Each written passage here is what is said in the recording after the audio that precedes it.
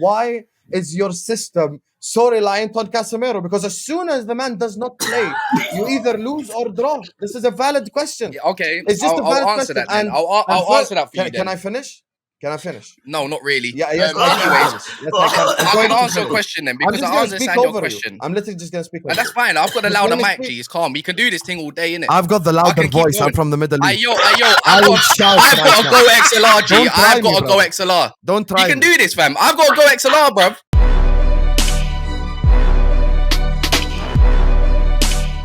What's going on, people? TroopzTV back again. Back up blood clot again, blood. You understand?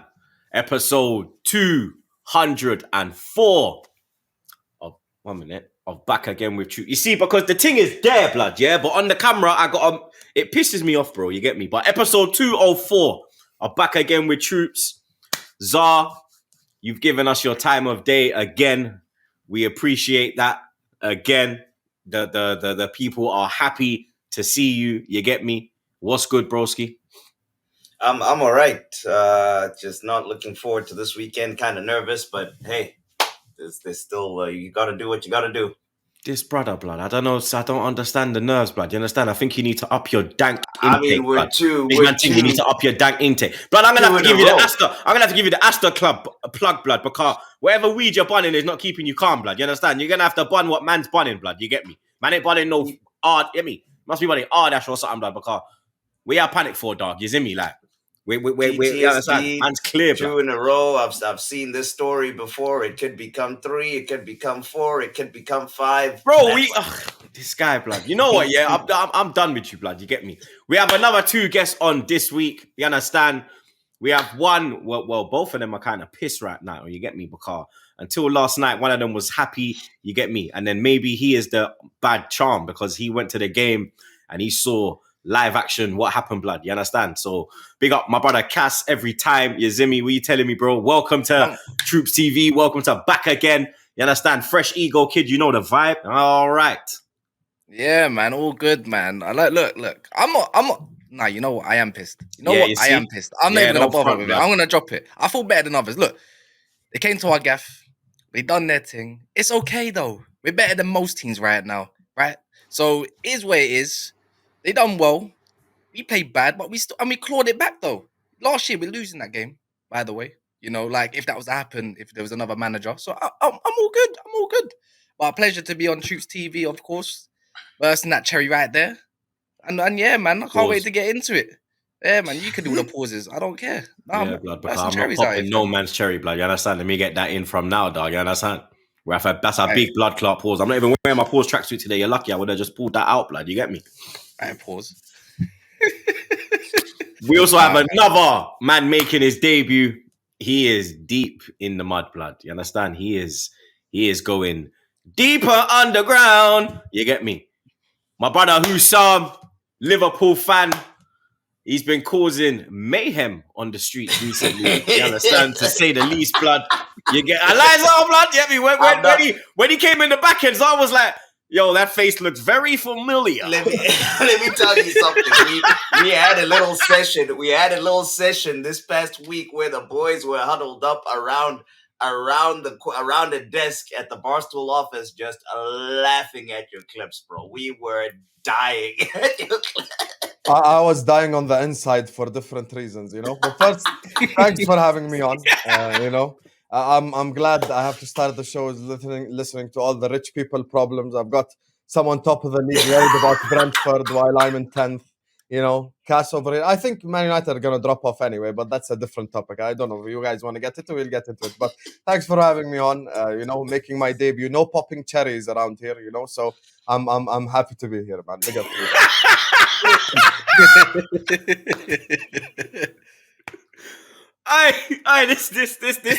you. This one's gonna be mad, man. I swear I could. Oh my days, this one's gonna be crazy, blood. You get me? There's only one place to start, blood. You understand? OT, old toilet. You get me? That's what we call it over here, blood. You understand? Old toilet. You get me? Man United 2, Leeds United 2. That new manager bounce, blood. That wasn't even new manager bounce. That was no manager bounce. That was no manager. That was no manager bounce, blood. You get me? They should have just told Jesse March to go flipping LA from what day, blood. You understand? And then Leeds could have been doing a thing. But you let Chris Armas. I let Chris Armas, the guy that was actually one of our number 2 last year with Rangnick, come to the ground and do a madness like that is undeniable. Where down he was Rangnick's number 2? Yeah, basically. So imagine this year. So usually when I got OT, I've been pretty much every single home game this season, but Newcastle. That's the only one I was ill for that game, and I've been to every other game. A couple FA Cups I've missed, but I've been Carabao Cup, everything. I've been on a journey. I got up to my seat now. The queue was long. I go up to my seat. I sit down. As soon as I sit down, I see we score. I don't even know which end we're shooting at, the Stretford end or the East end. So I'm thinking, cool. I sit down and I see cheering. I'm like, I get up, I start cheering. I'm like, yeah, we scored. Bro, and your team just scored a banger from outside the box, spot on bins. It looked like Marcus Rashford, yeah, when he was at the Emirates. I'm like, nah, he didn't really just drop that. And not even the worst part. It took us about 25 minutes to get into the game. Like, I think I saw countless counter-attacks here in the middle of the park. And there's no Fred, no Sabitzer, no one. There was just no link-up. And just to make it worse, I'm like, wait, where's Wan-Bissaka? I see the low.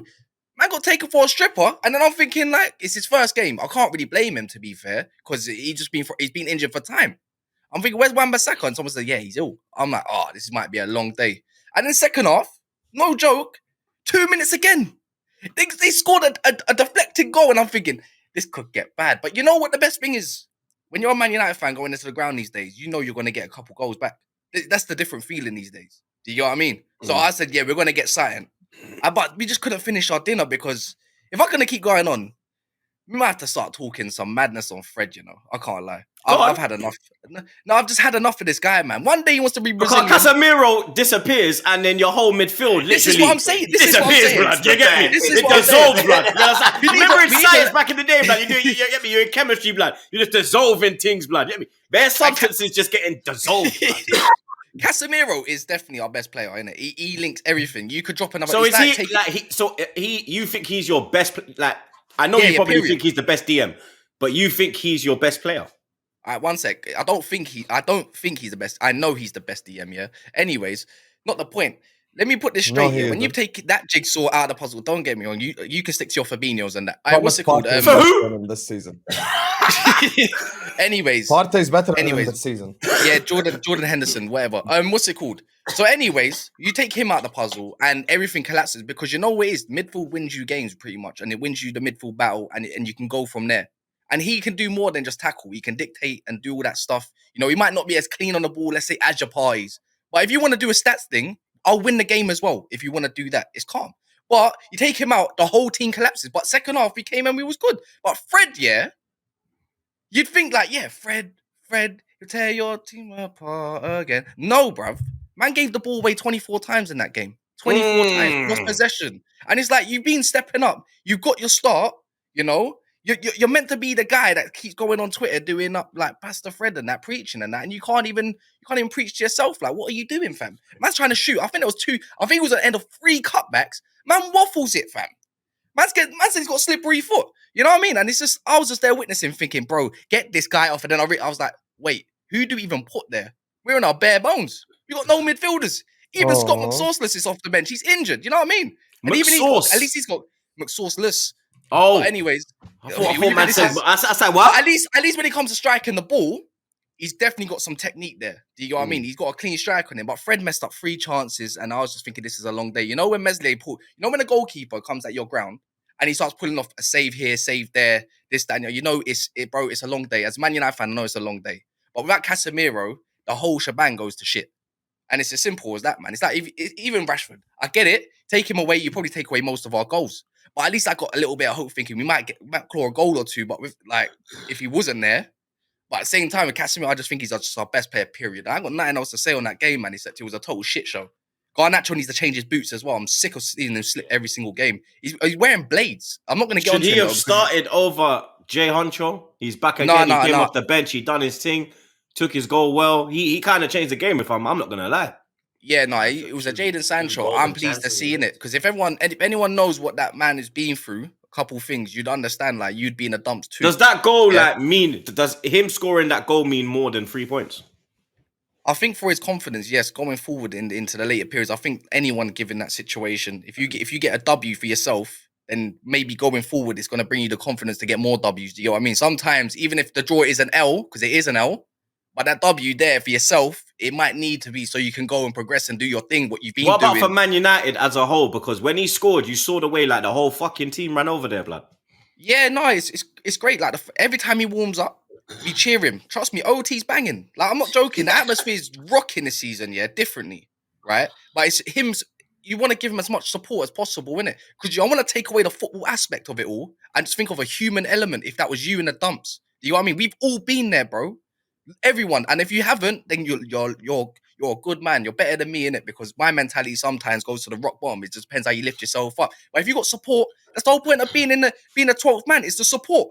You can hear it on and off the pitch, man. You don't need to go through that crap through England, this, that, and the other, deaths, etc., etc. So I'm happy that it was him that got that goal. But it's good to know that there's an option on the bench, you know, that can come off and change a game for once because, you know, he was getting slaughtered last season, man. Troopz, you should know about that. You know, have you not seen Jadon Sancho's highlights and stuff? You was the picture, fam. Can't even ban a zoo in my kitchen in peace, blood. Do you understand? I'm just you know trying what I to mean? kill it. So, no, I'm just glad we clawed it back, but we didn't get the 3 points, and I'm pissed at that. But we still haven't lost the OT for a minute, so it's all Gucci, man. It's whatever. We move on to Leeds again, away. You know, this weekend on Sunday, innit? Yeah, back to back like Drake, blood. Yeah, I know, but I never guessed we was going to win. I never guessed that we was going to get 2 Ws. I thought we'd get a W yesterday and then probably get a draw at Leeds. I said, I'll take that in this day and age because we're playing games every 3 days. So, but now we're going to have to do the harder task because man, you like that to do the hard things the hard way sometimes. So we're going to have to go out there, Gaff, where we don't really have a great away record anyways and try to get something, man. And that's it, man. But look, there's belief in all of it. It's good to be a Man United fan right now. What's going on with the Qatari man? Hey, all I'm gonna say, it's not QSI or QIA. So Qatari Sports Investments or Qatari I don't know what that's investment, something like that. So with the Liverpool stuff. Yeah, so Husam will know a lot more about that than me, innit? He can translate the Arabic and everything. And is it called Al Jazeera or something like that, Husam? Yeah, so that's the main thing. It's a whole thing. The whole thing with PSG, it's not that. It's an individual thing, and it might be a consortium as well. So it'll be an individual guy coming in from Qatar, the Al Thani family, or whoever it might be. So is it him and that Radcliffe brother? No, I'm Radcliffe, man. Just because, he's a Man United fan. So you don't want Radcliffe, you want the Qatari man? No, bro. Give me... Run me the oil money, fam. But you were just, but you belittled like Man City for the last 15 years about oil money this, oil money that, and now you wanna be an escort. You get me? As to say like, you get me? Because you're just getting taken around. Bun it. I'll be an escort then. Bun it. I don't care. Yo, I've never ever cussed Man City being an oil club and all that. I stopped that time ago, man. And look where it's got them at the moment, man. They're in the mud. So it is where it is. So allegedly, anyways, if they are going to be caught or not. So they're not cheats. I thought for the City fans, no longer allegedly. They're going to jail, brother. No, I'm not going to throw that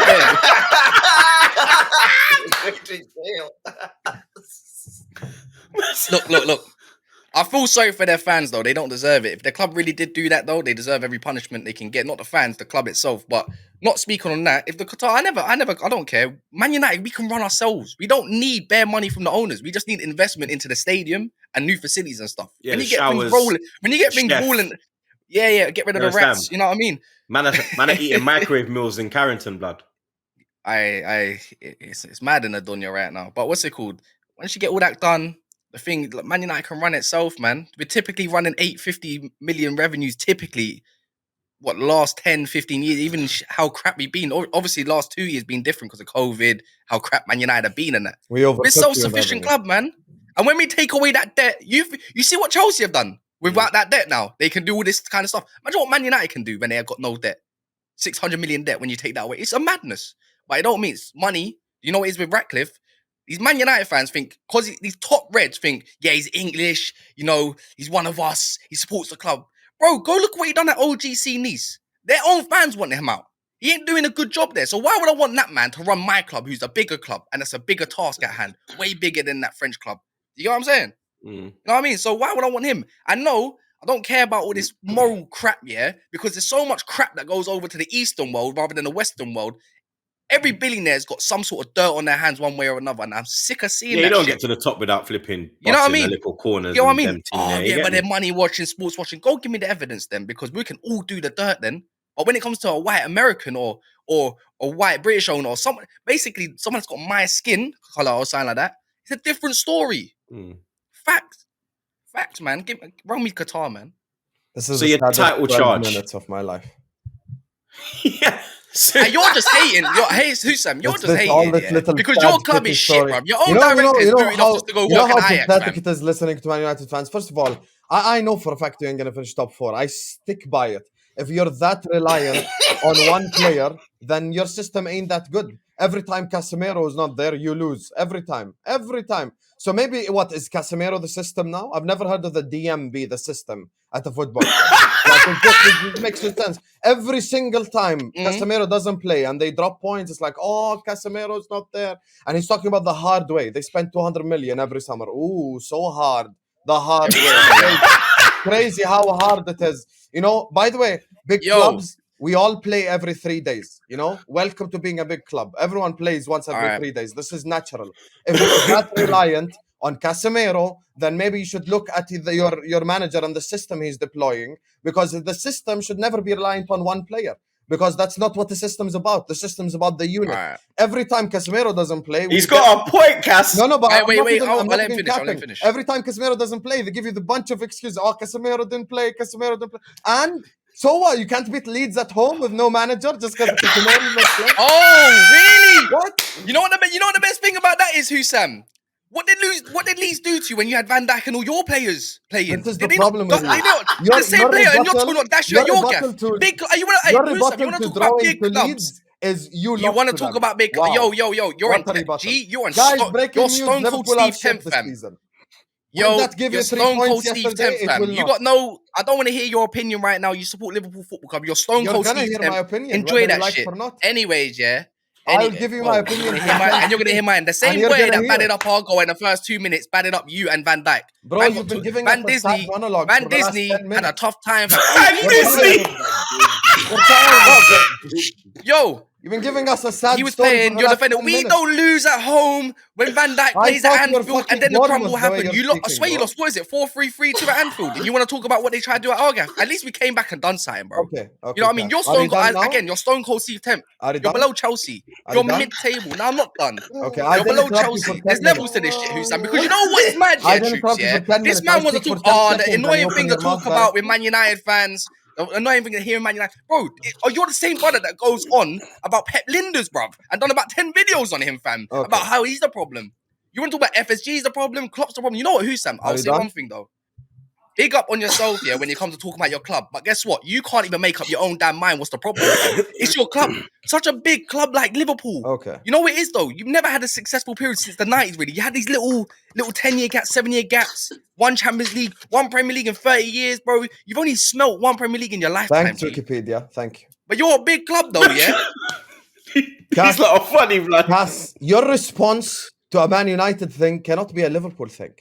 That's just stupid. No, because Cass, you're talking about the system, about Casemiro and stuff. The system's there, but clearly the quality of play isn't there. It's not that hard to understand. Let me know when you're done. Are you done now? I just did. I said you take away Casemiro being in the system. Okay, you just asked me a question. I'll do that. Maybe you need to take off your glasses and see what I'm bro. Does not change the fact that they drew to Leeds yesterday without a manager. I'm in 10th place. I'm crap. Nothing to do with Man United. Man United are not going to finish in the top 4. Man United are struggling right now. And every time their DM misses, this is the valid question they can't answer. And this is this guy right here. It's not just him. I just told his whole fan base get rattled when they get asked this question. Why is your system so reliant on Casemiro? Because as soon as the man does not play, you either lose or draw. This is a valid question. Yeah, okay, it's just I'll answer that. Then. I'll answer that for you. Can I finish? Can I finish? No, not really. Yeah, I'm going to answer your question then, because I understand your question. I'm literally just going to speak over that's fine. I've got a louder mic, G. It's calm. We can do this thing all day, innit? I've got the louder voice. I'm from the Middle East. I've got to go XLR, G. I've got to go XLR. Don't try. You can do this, fam. I've got to go XLR, bruv. You can hear how loud I am, innit? I don't give a shit. Okay, we'll win this battle then. Oh my God. We'll win this battle then, Husam, fam. Your shit club, man. As I was saying, interrupted by the salty Man United. I'll win this battle against Man United you, for me, people are looking at the wrong club for meltdowns. They're looking, Arsenal are going to fall off. I don't think Arsenal fall off. I think Arsenal win the league. I'm looking at the Man United fall off. I think United are going to fall off top 4. Spurs are coming now with Conte. I believe that. I know you guys might not like it, but I think Spurs will make top 4. And when it comes to Manchester United and the whole Qatar thing, I don't think they're going to get bought by Qatar as well. I don't believe that. The thing is, his own, the guy who reported the news from the Daily Mail, Mike Keegan, his own colleague, Alex Miller, who's the financial expert, came out and spoke on QIA and Liverpool as well.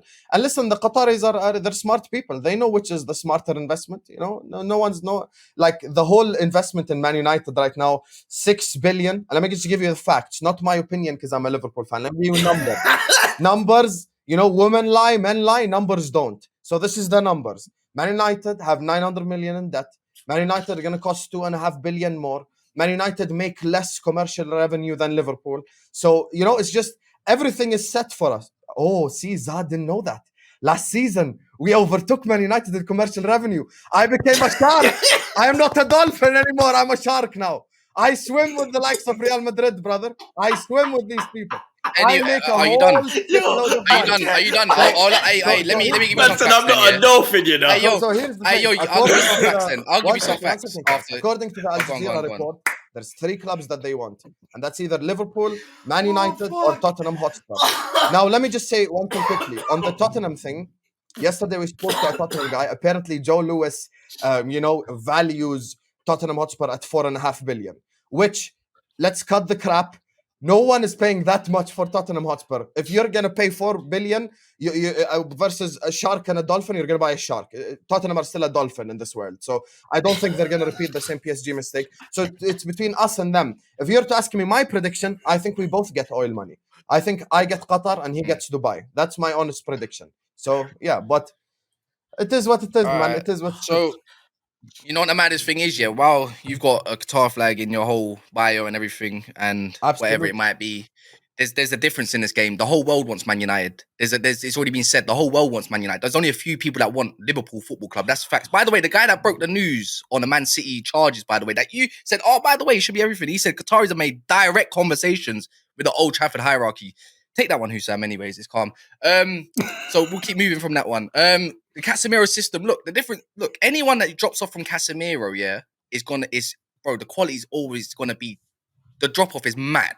It was a bit like Partey before Jorginho. Even with Jorginho, you take away Partey from that DM role, it's like, bruv, it's a madness. It's a mad thing, innit? You get what I'm saying? The system is still the system. You're gonna talk about systems.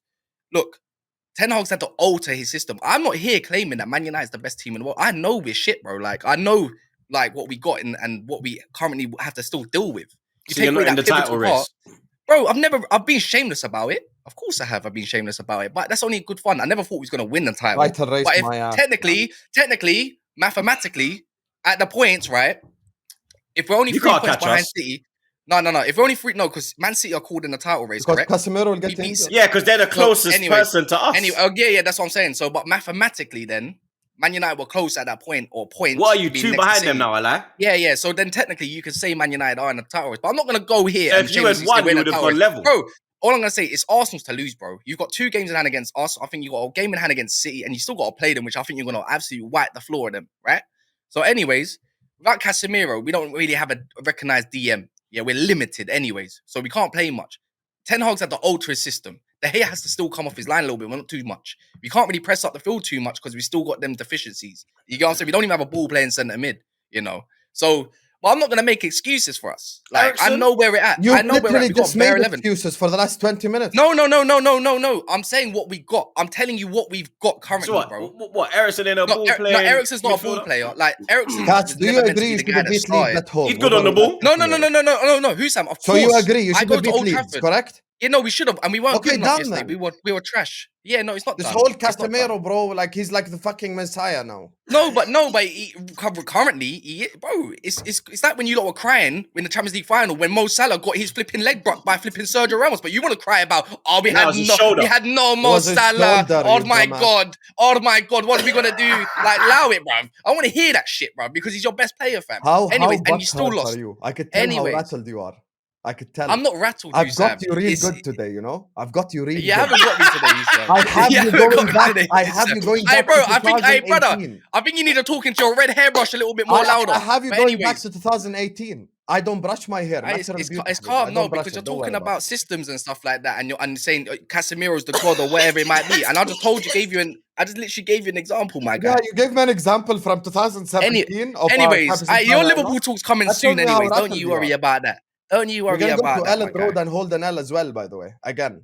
That's fine, man, because you know And what? Newcastle You're gonna are go. gonna beat you in the You know what's gonna final be as mad, well. yeah? Husam, you know what you said this I can't season, wait yeah, and for I'll your say it tears again. when you melt down. You You said have no idea. Arsenal. You said gotta this be season tuning in, yourself. man. You want to do sources. Trust me, bro. Yeah, I can get it up if you lot want. Pause.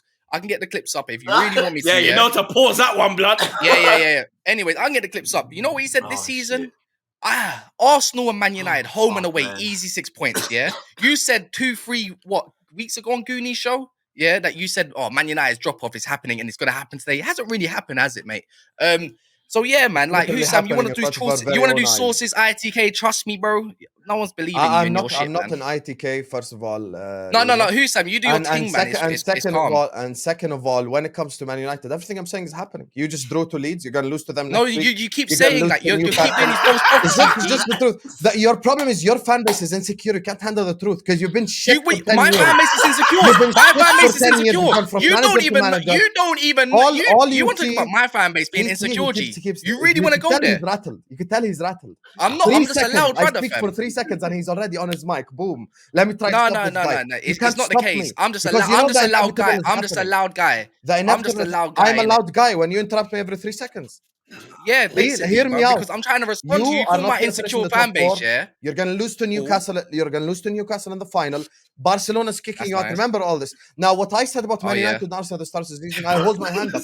Breaking news: guy got prediction wrong. Just like you were telling us, you know, Sancho. Oh my God, all the teammates hugged him. Breaking news: guy scores and his teammates hugs him. Like, wow, we never saw that before.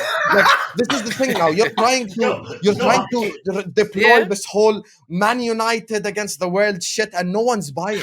I am not buying. The stall is empty, and you are selling zero right now. $0 sold. All right, Because we're selling zero. Guess no what? one Then? believes Man United against the world. No one believes none of this fucking shit that your fan base. Garnacho that you cussed out, and he's wearing blades, bro. I didn't cuss out. I didn't cuss out. I didn't cuss him out. I didn't cuss him out. Suddenly he's shit. You're making shit up.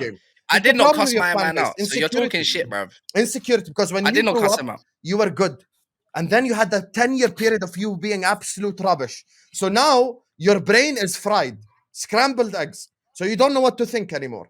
So instead of answering the Man United part, you're like, oh my God, you know Liverpool are 10th? What a 3 points for you yesterday. What a 3 points. I was definitely against you in Old Trafford. But anyway, so you're done, yeah? I didn't get into Garnacho whatsoever. You want to talk about period. You know what? You know what, Mad Husam, yeah? You think you're special? You know what's mad? You know what's mad, Husam? You talk about insecure fan bases, but you're the ones that's making videos on your... I've never known a fan base to make something...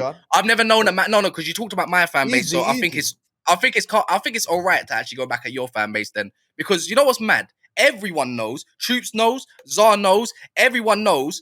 Liverpool fans always try to make it about themselves all the time, every single time. I'm not saying my fan base is exactly. That's funny because I think a lot of them. But you lot want to play main character syndrome all the time when you've never been the main character, G. You've never been the main character. You never will. Imagine this though, yeah, a 7-year period, yeah, and you only won one champion. Such a great team in Liverpool. You've only won the Champions League and the Premier League and a couple other cups and whatever. Great. A 7-year period, and now you're in your shit, yeah? Thanks, so cool. Wikipedia. Your fan base don't... You talk about insecure fan bases, but your insecure fan base don't even know if they want Klopp in or Klopp out. They don't even know if they want FSG or FSG out.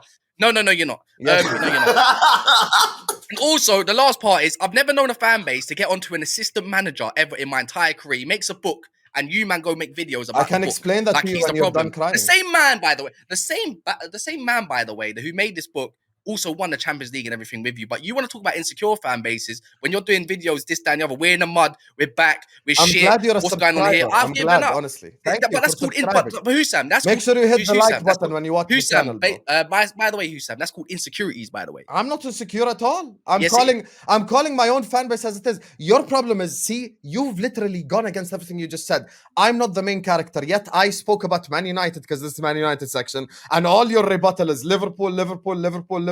No, but that's the correct response. Why am I like, what do you want me to do? Do you want me to sit here? You want me to sit here and talk on my club? Like, what? What makes no sense.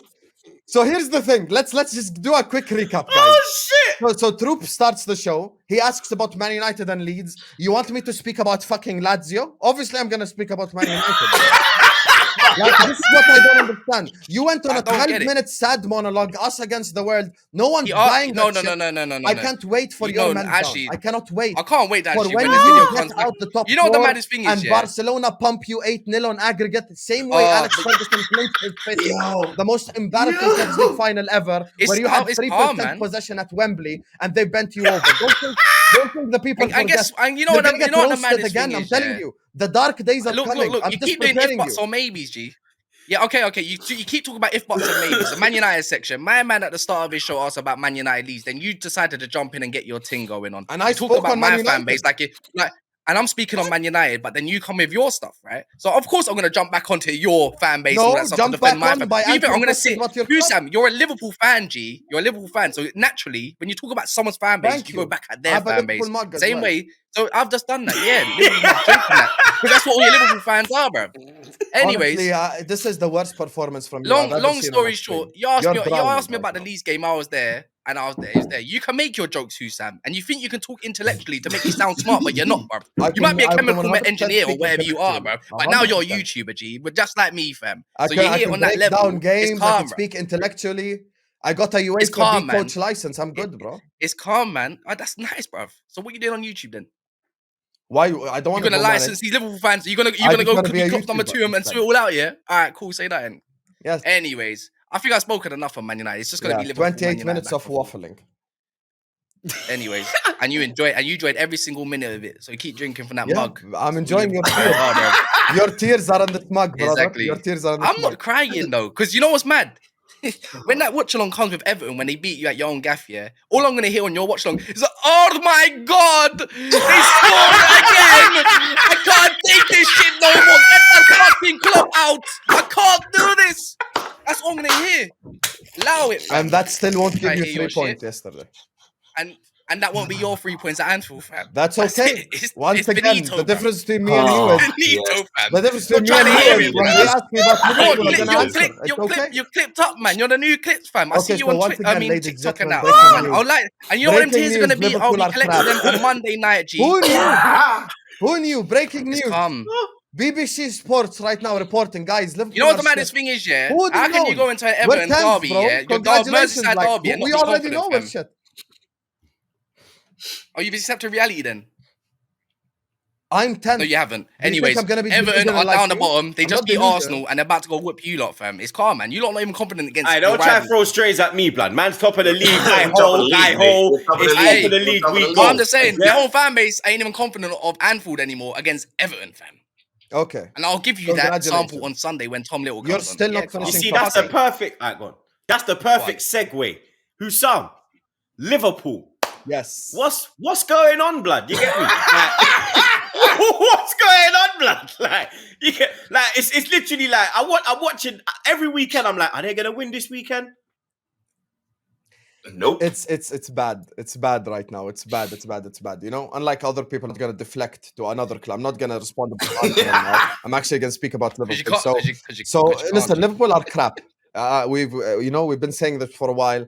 It's not abnormal that we lose to Everton this week because we've lost to Brighton and we've lost to Leeds and we've lost to Forest and we've drawn to Fulham. This is just my regular life now. You know, this goes back to a whole lot of shit that has happened last summer. With not taking the transfer window seriously, just sort of going at the season negligently and arrogantly as well, to be honest with you. Like a sense of arrogance, like we're already better than everyone else, so we don't really need to refresh properly. I think the club right now is going through a little bit of trouble because of the ownership situation. You know, the owners do want to sell. They've announced they want to sell. And I'm not, I wouldn't say like I'm just 100% confident or I know for a fact, but I do predict that we do get taken over by the Qataris. So I think that's probably moving in a positive direction. And I hope it does happen. And until we fix the current structure that's in place, essentially, look, John Henry and the Fenway Sports Group, they don't even know where we're at right now. they don't even know that we're 10th.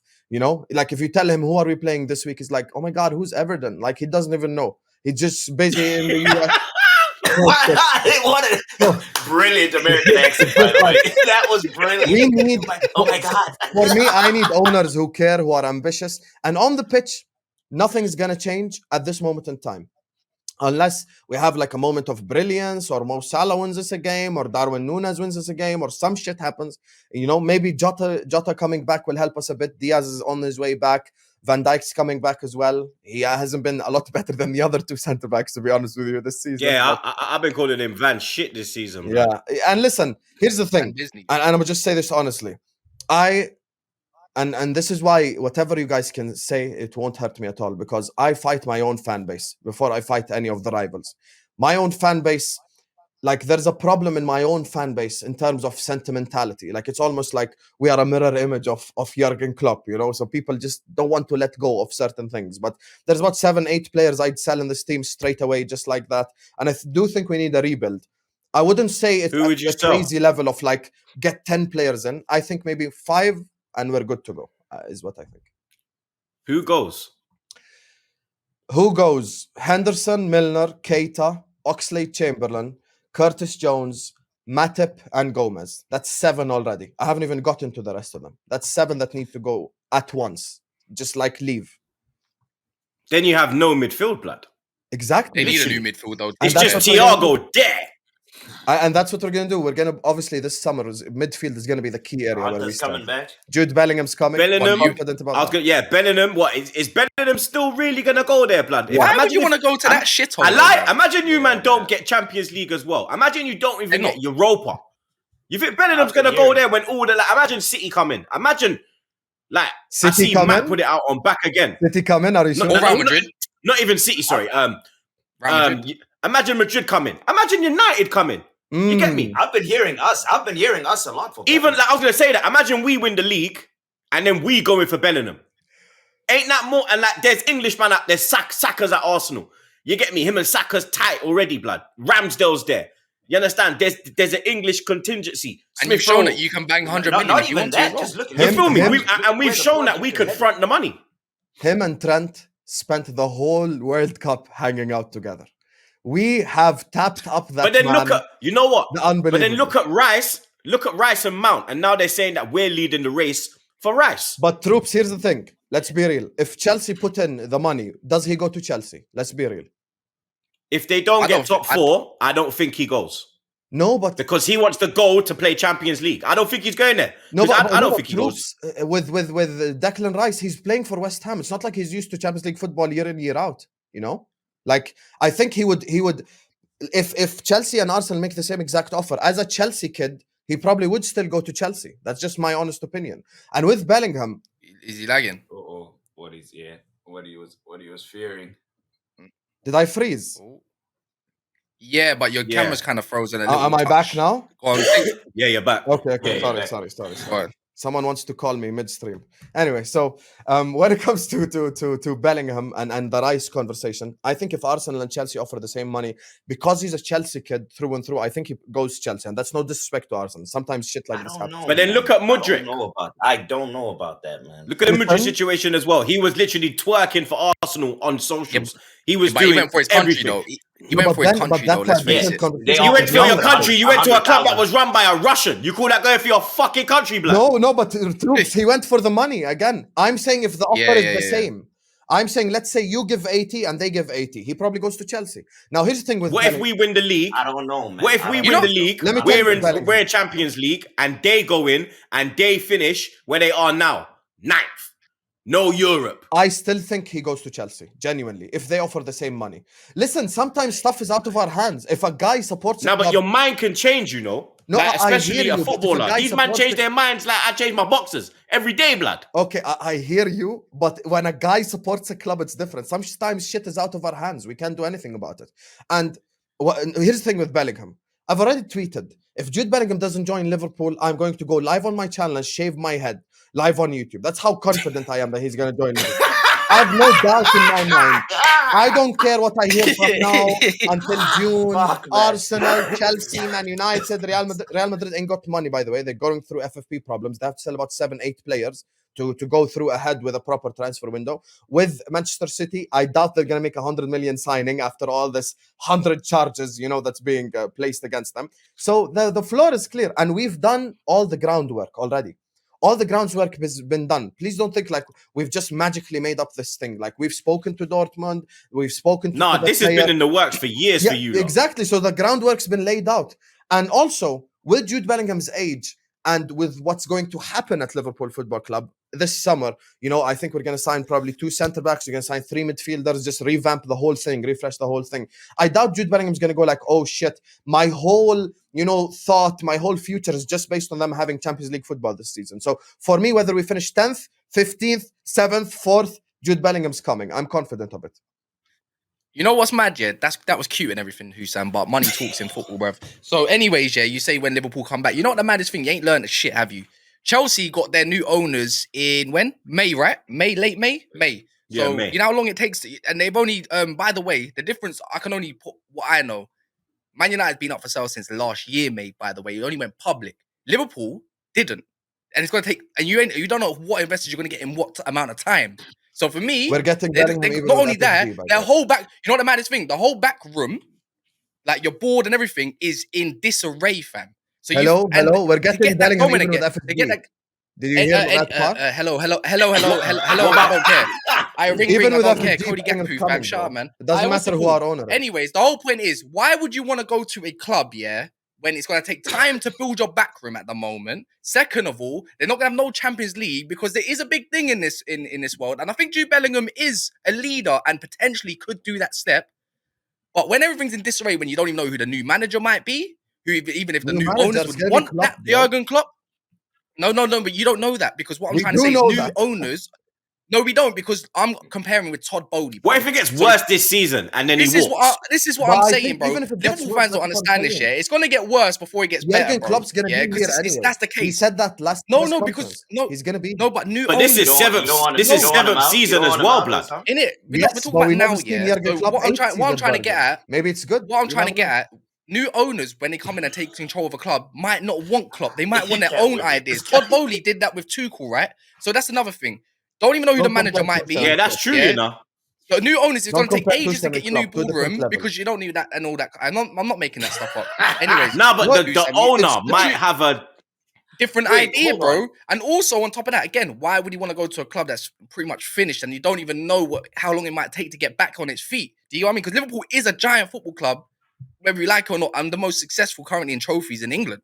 So it is prestigious. But all that stuff don't matter in this day and age. Loyalties come at a price, bro. I don't care if Mike Trent was doing buddy up with in a room or Jordan Henderson wanted to groom him all through the World Cup, fam. Because it's not the point, fam. So tell Jordan Henderson to leave the guy alone, bro. He's a teenager. Tell him to go play with his age mates, blood. Fucking grooming my man all the time. Anyways, it's finished, bro. If Man City come in, you know what's mad? All these alleged breaches, everything. It might take 4 years as well. Allegedly, I'm not going to directly come on your channel, and tell you that Man City are cheats. They are this. They are that. Because I can get in trouble for that, fam. Legally, I can get in trouble. I'm Jordanian. I can't get in trouble. So, yeah, that's nice and all, bro. But I'm not gonna start doing. I'm not gonna start doing come to Jordan to persecute a random guy. You know what the maddest thing? It could take 2-3 years. It could take like 2-3 years to process everything. Why would you want to go to a team and learn on the clock when you can't even teach these young ballers anything, fam? When you can go to someone like Pep Guardiola and get the last 2 years before he goes wherever he wants to go. You know what I mean? Again, money talks. The man, it might not be pretty in City right now, but they are still second at the moment. Yeah, they might get relegated, but maybe in 2-3 years' time. You know what I mean? It's all if buts or maybes. And yet, Liverpool fans are confident that he might come there. But I'm not being funny. Every new signing that you've currently had, Cody Gakpo, fam, yet to make his debut. Yeah, dude. Yo, and all these men, it's not working out. Remember that picture that Sky Sports put out, the 007 thing? Yo, we're one game away, Husam, from 007 settings, you know, blood. We're one game away from 007 settings, bro. And the last part I wanted to add with this, this is general questions, 6-7 new players doesn't exactly mean it's gonna gel and work out. Do you get what I mean? Straight away either. So it's all if buts or maybe. Yeah, if we get this, if we get that, and it hasn't happened yet, and it might take some time. I can't hear you by the way. You muted. Muted. Can you guys hear me? Sorry. All good? Go on. So here's the thing, big up to Kas's Waffle Shop. When it comes to Liverpool Football Club and Jude Bellingham, we will never have a problem attracting football players because we are a giant football club. Just like Man United, when they were not in the Champions League, they still were able to sign players. Let's just cut the shit here. Everyone just always wants to act like... Yeah, you man got Pogba when you was in Europa. Exactly. The Champions League is not the be-all and end-all. We got Partey in Europa as well, blood. And also, let me just say one thing, and this is honestly my honest opinion. There is no such thing as manager on form. Jurgen Klopp's Jurgen Klopp. There's no such thing as, on form, Arteta's better than him. There's no such thing as that shit. You're either the better manager or you're not the better manager. That's it. You build that through your experience, through your CV, through you winning trophies. Also, you're talking about improving players. Who was Mo Salah before Jurgen Klopp? Who was Mane before Klopp? Who was Van Dijk before Klopp? Who was Trent before Klopp? Who was Alisson before Klopp? Who was Fabinho before Klopp? All of these players came into this team and developed. Jude Bellingham, at 19 years old, might not be after the money. You're saying money talks. If you're talking about transfer money, as in us to Dortmund, I'm saying whether FSG are there, or whether it's Qatar, or whether it's China, or Singapore, or India, or Brazil, Jude Bellingham is coming to Liverpool Football Club. So you can just keep giving me all this. You still haven't answered my question. You still haven't around the whole globe. No. Husam, I've actually got a question. Husam, I've actually got you a good question, though. Pilot all the time. Just relax. No, I don't, because you're not answering the actual question. Just co-pilot. Just let me speak. So here's the thing. When it comes to Jude Bellingham, he's coming to us. And I have no doubt about that whatsoever. And everyone just keeps making up shit as to why he won't come. Players coming to a football club is not simply down to Champions League. Jurgen Klopp, whether we like it or not, whether he's doing badly right now, I agree. That does not mean that he's not an elite manager. Jurgen Klopp is on the level of the likes of Pep, Ancelotti, Zidane, the highest level of manager in the world right now. So Jude Bellingham ain't gonna ignore all that just to go like, 1 year I'm not gonna get Champions League football. Also, he's been playing Champions League football with Dortmund. It's not like they're winning anyway. Dortmund are just the sidekick, in the Bundesliga. It's not like he's out here destroying the league and winning shit every year. He'd probably celebrate the shit out of the FA Cup right now. So I think Jude Bellingham is a legacy player. I think he wants to come in and be the main man. And I know it's hard for people to recognize this sometimes, but you can see that in Jude. You could tell he's a leader. You could tell he's someone who wants to come in and basically command this team. And I think it's going to be his team going forward. Like, he's going to come in and revitalize the full midfield. That's it. I don't get this sentiment thing. This is why they are where they are, by the way, because they chased Jude Bellingham for so long and didn't bother going to get other targets, bro. Like, Jurgen Klopp's got this fantasy, bro, and he's got, I don't know where it is, man might be pinged by Cupid or something with him. You don't, again, Husam, I don't know what Cupid is. You just deflected and you talked on what you think Bellingham feels. Do you know the brother? I don't think so. You can only go off, obviously, opinion of what you see and how he talks. Anyways, you still haven't done nothing. Your new owners will take time to come in. You don't even know if Jurgen Klopp's going to be the manager. See the problem? No, bro. You're defeating the problem. The point. I just said if FSG are there, we're still getting him. And he's talking owners. You're not... Do you want me to email it to anyone this January, fam? You spent on Cody Gakpo, fam, 50 million, and it was a 7 million upfront deal. Dortmund. You should know how they deal already, right? You're smarter than that, Husam. You're not a dumb brother, Do you want me to repeat the same sentence again? Whether FSG are there, or Qatar is there, or Brazil, or Denmark, or Antarctica, Jude Bellingham's coming to Liverpool. Okay, that's nice. Okay. Husam is cute. I don't care. I'm not cute. Michael Edwards, it's just not about being cute. This Husam, is not you might as about well get your cherries and being Husam, cute. This is right about the now, fact. currently, as Jude Bellingham's going to be a Liverpool player. Currently, the way it stands, you might as well get your shaver ready, fam, and start sharpening it, fam. But anyways, my shaver's ready always. Don't worry. Yeah.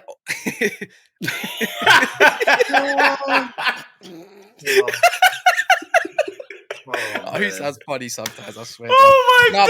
What I was trying to get at as well, yeah. Kas, I'm going to call you out by name, and I'm going to ruin you when Bellingham walks through the door. You can't. I'm telling you right now, the amount of shit I'm going to speak on you're going to cry by the end of the video. Because all the shit you've been talking about. Bellingham, why would he go to Liverpool? Why would he go to a shit club? Why did Pogba go to a shit club? Why did Lukaku go to a shit club? Why did Sanchez go to a shit club? Do you want me to carry on, or do you get the point? By the way, is that you call me rattled, but he's doing this, bruv? You look like a total donut. I'm just destroying. I'm just. Anyways, look. Again, I'm trying to have a logical conversation, but you're interrupting. Habibi, you're interrupting. Eric Ten Habibi's got questions to ask. I'm not saying. Anyways, I'm saying Klopp might. You saying you're going on definites, yeah? You're going on definites. That's one your line feelings and your thoughts, yeah? So anyway, it don't have to hit with you or not. It don't matter, fam. I'm saying Klopp might not even be there at the end of the season. He's gonna the new be there. owners, Just said it's gonna take time. All right, brother, stop talking, brother. You keep interrupting and you're not practicing what you preach. Do you get what I'm saying? Yeah, I know, but I'm trying to land. So I let you land at times. I do shut up. You let me land. I let you land. You can, and yeah, that's fine. But anyways, and Jude Bellingham's not landing in Liverpool. Why I say this year at this current time, it's a 50-50 for me. You don't know if Jurgen Klopp's going to be there. You don't know how long the new owners are going to come in. And since Michael Edwards left, the transfer policy seems all done out. You're going to take time to build a back room. You have to take time. And if you don't get that sorted with the new owners quickly, because that's the big if for me, is the new owners, right? You might not even have any of these elements for my man to say, yeah, you know what? I'm going to have a successful career in Liverpool because I want to build a legacy and be the main man when I can go learn of Pep Guardiola and go play with ballers, fam. Rather than why would you want to go play with Jordan Henderson? Like, be honest, like right now as a current young player, why would you want to go play with Haaland and all them, man? Salah's aging and all this kind of stuff. I'm just saying there's still elements here that you're saying you're definite 100%, but you're not really answering that you haven't put the ifs into there yet because it might not happen, bro. As I said, Jurgen Klopp, FSG, new owners, new board. Okay, I'm glad you're done. I'm going to interrupt you once. Now, Jurgen Klopp came out post the last game against Wolves in which we lost 3-0, and he said he is the man to take this club forward and he's going to be here. He's already said that. So now let's destroy that useless point. Point number 2, when it comes to the ownership, you keep saying FSG, new owners. I'm saying whether FSG are there, whether it's new owners, and wherever they're from, we're going to get Jude Bellingham. So let's destroy that point right there. Third thing is, I am not basing it on Jude Bellingham's emotion because I am in his heart. I'm saying we have already done all the groundwork. Meaning that we have already spoken to him for a really long-ass time. We've already spoken to Dortmund for a really long-ass time. It's not going to take just us not finishing in the Champions League for it to not come. So all of the groundwork, all of the work has been done. And when you're talking about Pep Guardiola, some players, and I know this is a crazy concept, some players would rather play for Klopp, some players would rather play for Ancelotti, some players would rather play for Zidane. Not everyone wants to play for Pep. Not everyone wants to be like, I promise you, not every single player in the world. You're right. With Klopp, why I think he suits Bellingham more is he's going to get a lot more freedom. And this is the thing, we're also going to be honest here. Pep does not give his players freedom like that. With Bellingham at Liverpool, he's literally going to get the keys. Do whatever the fuck you want, Jude, in that midfield. Run around, cross, shoot, whatever creativity you want. So he might want that role of kind of having the keys, man. So, yeah, that's it. I'm not saying his emotion. I hear that. No, you know what? Good points. Very good point. Very good points. See? But you know what I say why with FSG, though? It's Matt Husam. Maybe we can actually.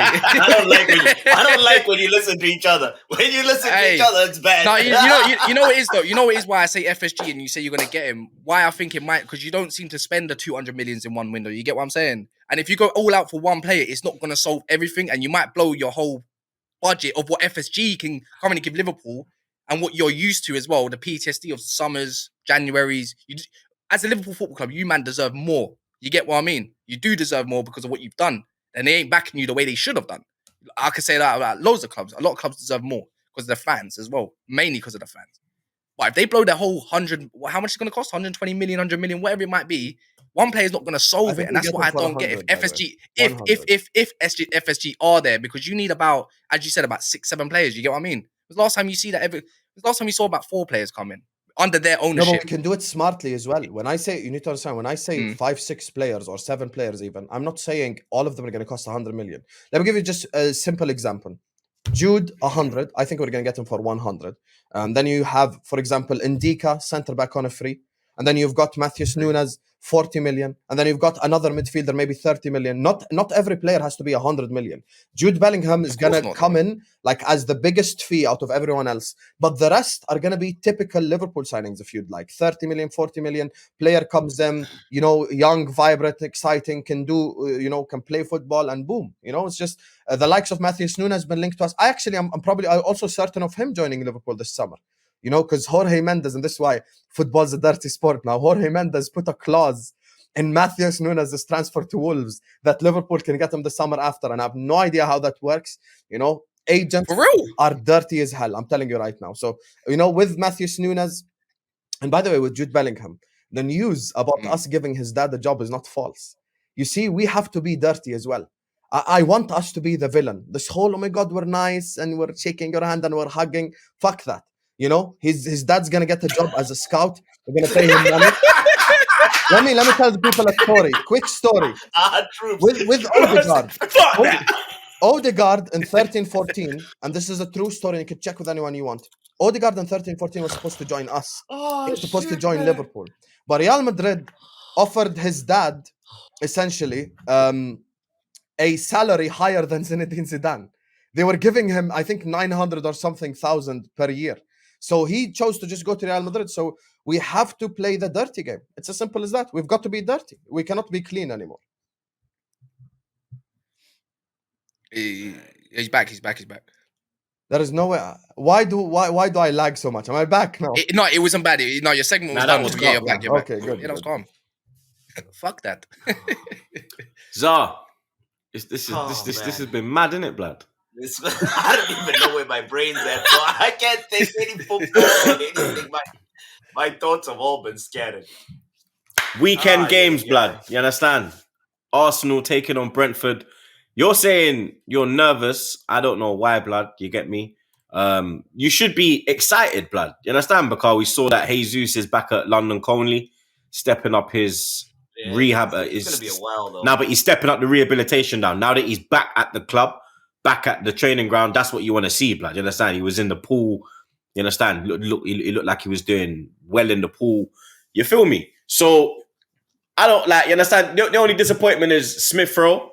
You get me? He's out again. You understand? But Brentford will be a difficult game. You get me? We beat them at home last season. They scored in the last minute, 2-1. I'm not really nervous, blood. You understand? Obviously, they got threats, Tony and their man there. You get me? Thomas Frank, the way he sets up his team, we're going to have to, you understand? They're going to be tactically on point. They're not going to give man space. They're going to be pressing us. You get me? Tony, he's looking for a goal. He ain't banged one couple games. But I think we got more than enough to deal with their threats, blood. Bro, we gotta come out. We gotta come out fast. We can't come out like the way we came out with against Everton, where the first 20 or so minutes we weren't even in the kind of mix.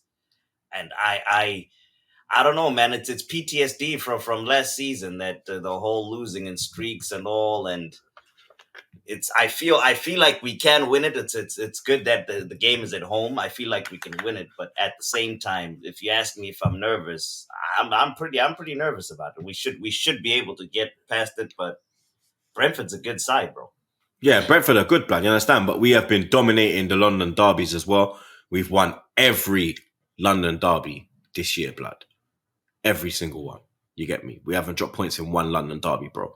You understand? Like, even away from home, you get me? Beat Chelsea, beat Tottenham, beat Brentford, beat Palace. You understand? Like, our form is good in London derbies this season. You feel me? Martinelli, you understand? We talk in depth. We spoke in depth about him on the last ep, saying that he needs a bit more support from Zinni. Me, I would start Martinelli, but would you bring in a Tierney and see if that would work? Because at home, obviously, Zinchenko's a key part of what we do in it, the whole inverted thing and all that. But being at home, is that where you could kind of try something a bit different going into the City game? Because we've got City on the Wednesday. You understand? So you want Martinelli up and running on fire. You get me? I think Martinelli going into the City game with a goal would be absolute madness, blood. Because Saka's already at that confident level where even if he wasn't to get a goal against Brentford, you know that he'll go into the City game with the confidence. It's Martinelli.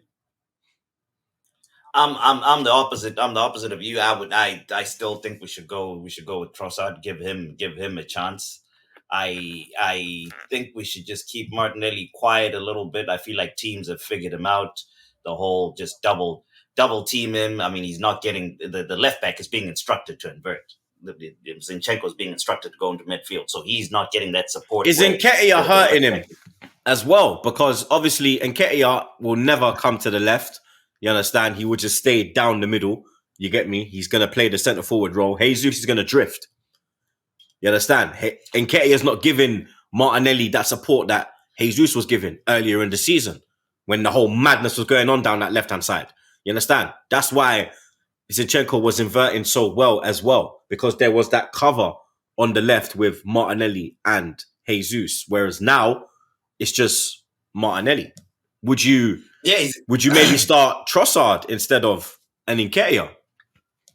He's a different kind of player. He's not Jesus. He's not going to come get as involved going forward with his chest going forward towards the goal as Jesus would do with with Martinelli. Sorry, excuse me. So it's I guess when it's different personnel, it's a combination. I think it's a combination of both the fact that Nketiah isn't coming, and also maybe the whole pause. Sorry, and also the lack of the left back bombing around. Would I swap Nketiah instead? I don't know, man. I think we need something new in that. You want to see a more, but like you see with like a Saka, Trossard, and Martinelli front three. That's a bit more lightning. No, that's a bit more.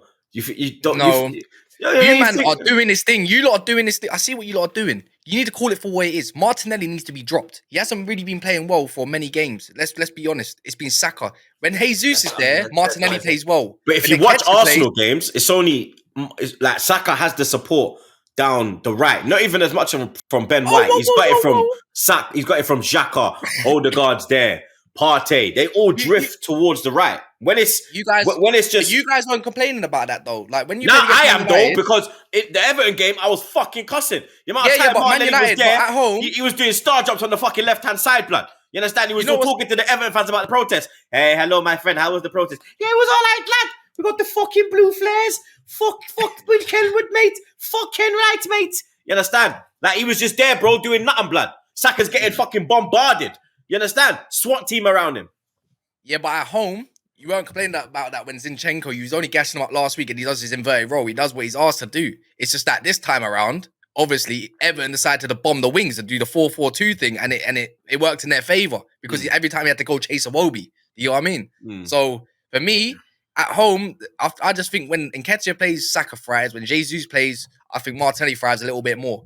And I think right now, currently as it stands, I think Martinelli needs to be dropped for Trossard. Yeah. I think Trossard deserves his chance, and that's that. And I think the way Brentford play, I don't think you should be playing inverted either. I think because they like their wing play, quickly get to the wings, and Buemo and the other wingers and so forth. Henry gets down that bombs down the wing as well. It's going to be a lot of tracking because they have got their players back now. Like Tony's here, available for this game. They do like an away game now. I'd go with a Tierney, so I'm not going to lie. Like, yeah, but I'm looking at this and I'm like, rubbish. Brentford, and now their away games for me, it's like they've is Tony actually back? Counter attack. Yeah.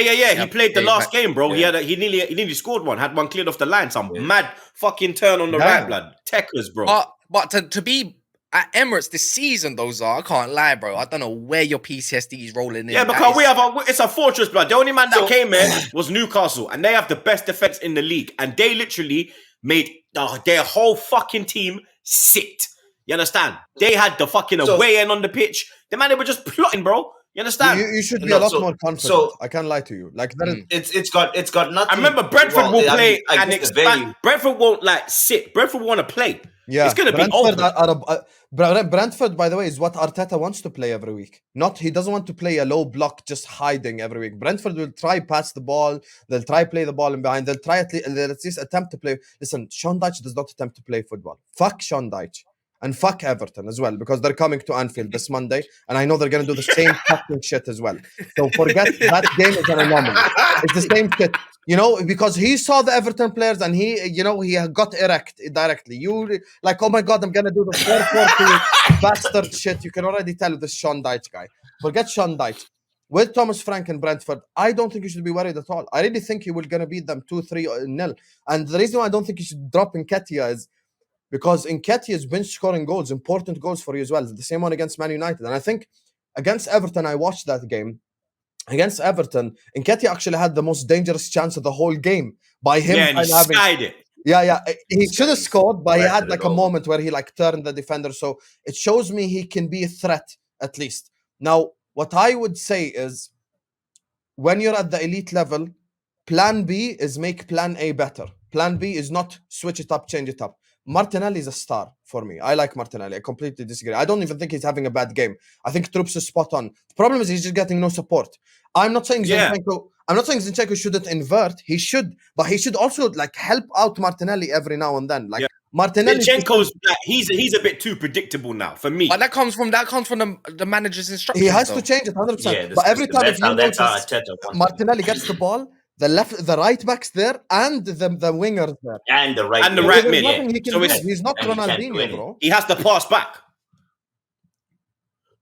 and then he's not even passing back to he's not even pass back to Zinni. He's going inside to Partey, and then it goes all the way. Then it's gone to Saka. Then he ain't got the ball for another 10 minutes. But I think 2 Trossard cameos now is warranted. Maybe you should start this game though. The Everton one I wouldn't really say was so that. I think the City one was very. You know what it is? There's a lot. So it's the City one was good. The City one and the United. It also coincides, but it also coincides with Martinelli not being as effective as he was, beginning of the season kind of thing. So, but does Arteta then have to change his style to help Martinelli? Because Martinelli is one of your main attackers. Yes. He's your starting left but then you lose winger. out. You lose out touch though. You only lose out. There's going to be there's a weakness in every single system, right? But if he does that, the inverted, the way you control your midfield, you might have to lose out a little bit on that. And I think you can win the back. I agree though. You do need to tweak a system when you need to, innit? Can't always be stubborn. Best managers always tweak. You know, I'm not being funny against Brentford. You should dominate that midfield regardless. We don't need to. Yeah, we could say City. And then, man, come on, man. Come on, man. You understand? Like, yeah, man, you get me. I don't think any left winger in the world could do a job by himself against 2 guys every week. Like, we also have to be a bit realistic. No. Like, I'm not saying change the system completely. I'm just saying ask Zinchenko to at least help out Martinelli a little bit. Like, just make some overlapping runs. Make at least 10, 15 overlapping runs per game. See what happens. But if you cannot just have Zinchenko inverted the whole time. Like, let him help out a little bit. Because against Everton, and this honestly, when I saw, by the way, Trossard didn't do any better than I actually thought he was worse than Martinelli against Everton. He was worse. He was worse. Martinelli, any time he got the ball, the winger's there and the right back is there. There is no winger in the world, not Neymar, not Mbappe, not Mo Salah, not whoever. You can name the best of the best. They're still not going to do anything against 2 guys every week. It doesn't help. Like, you need a little bit of help with you. So it's just the truth, man. They should get Zinchenko to help him out a bit, not drop him. It's also I think that the speed, Troopz mentioned it a little bit, the speed at which we're getting the ball to him is putting him in that situation where instead of hitting it one time and getting it over there where he's got the space and he's isolated, we pass, and then it eventually gets over. Now the 2-on-1 is already there. And two, when he gets the ball a little bit, I feel like he's also lacking that aggression that he had in the beginning of the. But then look at the Man City game when he came on. He was ripping the shit out of Walker, getting to the byline, whipping the ball in. He created one of the best chances in the second half, blood. When Nketiah flipping should have, made it 1-1. Let's have it right. You understand? Yeah. Like, for me, I think, and in that game, he had Tierney. I actually see what Troopz is saying. Why not just go with a typical left back for once? Why not? It's Brentford. It's Brentford at home. Why not? I don't see the issue. You don't need to dominate. It's going to benefit Martinelli. You're going to give Martinelli confidence going into the City game. Then you put Zinchenko back in for the City game. At least Martinelli's confident in that game. Then because you've already seen what he done to fucking Walker at the Etihad 2 weeks ago. You know he's going to fucking skin his claw. But just give him that little stripper. They don't listen. Give him that boost. I don't know if Arteta's gonna want to do that. He loves that overloading that midfield, having the inverter going in, and what's it called? That's why I mean Tierney's on the Nketiah. He's on the Nketiah program from last season where he comes in. You're not confident at all. I don't know why, bro. This is Brentford. You can hear it in his voice, innit? You can hear it in his voice, The thing is, it's PTSD. It's PTSD. You're top of the league from last season, bro. I lie. All right, look. Let me show you an example, Zah. Look, I want to stay top of the league. All right, but Zah, look. All right, Zah, look. Southampton, we drew. All right, 1 minute. United, we lost. That was the first fuck up. Yeah, we lost. Went on a mad run. Southampton, we drew. Went on a mad run. Yeah. Newcastle, we drew. Went on a run again. Your PTSD is from a team that was fucking had 7 changes at Man City. Yeah. and then a new bounce Everton. There is no reason to have PTSD. If we played that City game at Emirates with those 7 changes, we would have won that fucking game. Only reason we lost because it was up there. There's no reason. If we lost to City with our straight 11 and then lost to Everton, then I'll be like, all right, 7 changes. It was 0-0. We took off Partey, put on fucking Lokonga, and we know what happened, bro. Do you understand? 7 changes, let me my tell brother. you one thing, Zah. Everything Troopz is saying is true, and I will add on to it to increase your confidence a little bit. From last season to this season, this is a totally different team. Last season, you were in a top 4 race, so you can't have PTSD from last year. You're top of the league now, and also when it comes to the Brentford and the City game, let me say this: you went to City with a changed 11. You actually gave them a run for their money, and they only beat you 1-0. It's not like they humiliated you 3 or 4-0. So there's no reason. And also, Sean Dyche has taken points of Pep. He's taken points of Klopp with the same exact nonsense. That's why I cannot stand him. I genuinely hate that man because this is typical Sean Dyche. 4-4-2, corner goal, park the bus, and if you bring Neymar and Mbappe and Haaland together, you're still not scoring. Like he just closes, he parks that whole train, bro. So obviously it's not gonna happen. You think Conte's the head of the flipping terrorist league, blood? It's fucking Dyche, blood. It's Dyche, he's the head. And then the rest of them sit below. Pulis. Honestly, I'm telling, man. Him and Pulis, brother. Them man, they're head of the table. Let me tell you now, you're beating Brentford and you're beating City, Zah. And I'll remind you of this. You're beating both. Because City are fragile. They are fragile as hell. I'll take that. You're going to run away with it. That's what I want to happen. You're going to run away with it. That's what I desperately want to happen. And that's why I'm nervous, man. I'm just target Kyle Walker. I don't know. He's a stripper. Just target him. I'm a little rattled. We'll see though. We'll see. I think we'll win, but I'm very nervous. Let me get a prediction. 1-0 from me. 1-0 Arsenal. 3-1. I think they get a goal. I think Tone gets a goal, blood. You get me? Because you know what? We're defensively better away from home than at home. We concede less away than we do at home. We've got more clean sheets away from home than at home, blood. You understand? I think it's because we're more expansive at home. You get me? Whereas away, we're expansive, but we're still tight paws at the same time. You get me? So I think that's where I think it'll be 3-0, and then Brentford will probably lick one on a corner or something, blood, or lick one on a break. You get me? We'll be chasing a fourth, and then it will be you understand? One of them called Speedy Gonzalez, the little bar-led brother who's got mad pace. He will fly up the wing, blood. You get me? But yeah, I'd say 3-1, blood. Kas, Husam, let me get you guys' predictions. I would also say 3-1 Arsenal, and I actually think Brentford score first. Then Twitter will go into meltdown, say, "Oh my god, they're actually crumbling," and then before you know it, bang, bang, bang, and then it's the same shit all over again, isn't it? If Arsenal are who I think they are, if they are a wolf that smells blood and they've been bitten twice, they win. I think they're gonna win this game 4-1. I'm going even higher than you guys. I genuinely think Arsenal now, they've lost 2 games on a row. You're gonna come out, you're gonna smell blood, and you're gonna say, "I want to win this league." And Ivan Toney and the kickabout with the boys is not going to stop me. I'm going to ruin them. And it's just simple as that. And I think Martinelli is going to score. I think Saka is going to score. And I think Nketiah is going to score. All your front three is going to score. You're going to whoop them, man. Brentford ain't that good. I can't lie to you. Oh, God. I really hope. You see, this is making me nervous. The fact that you guys are so confident is what's making me even more nervous.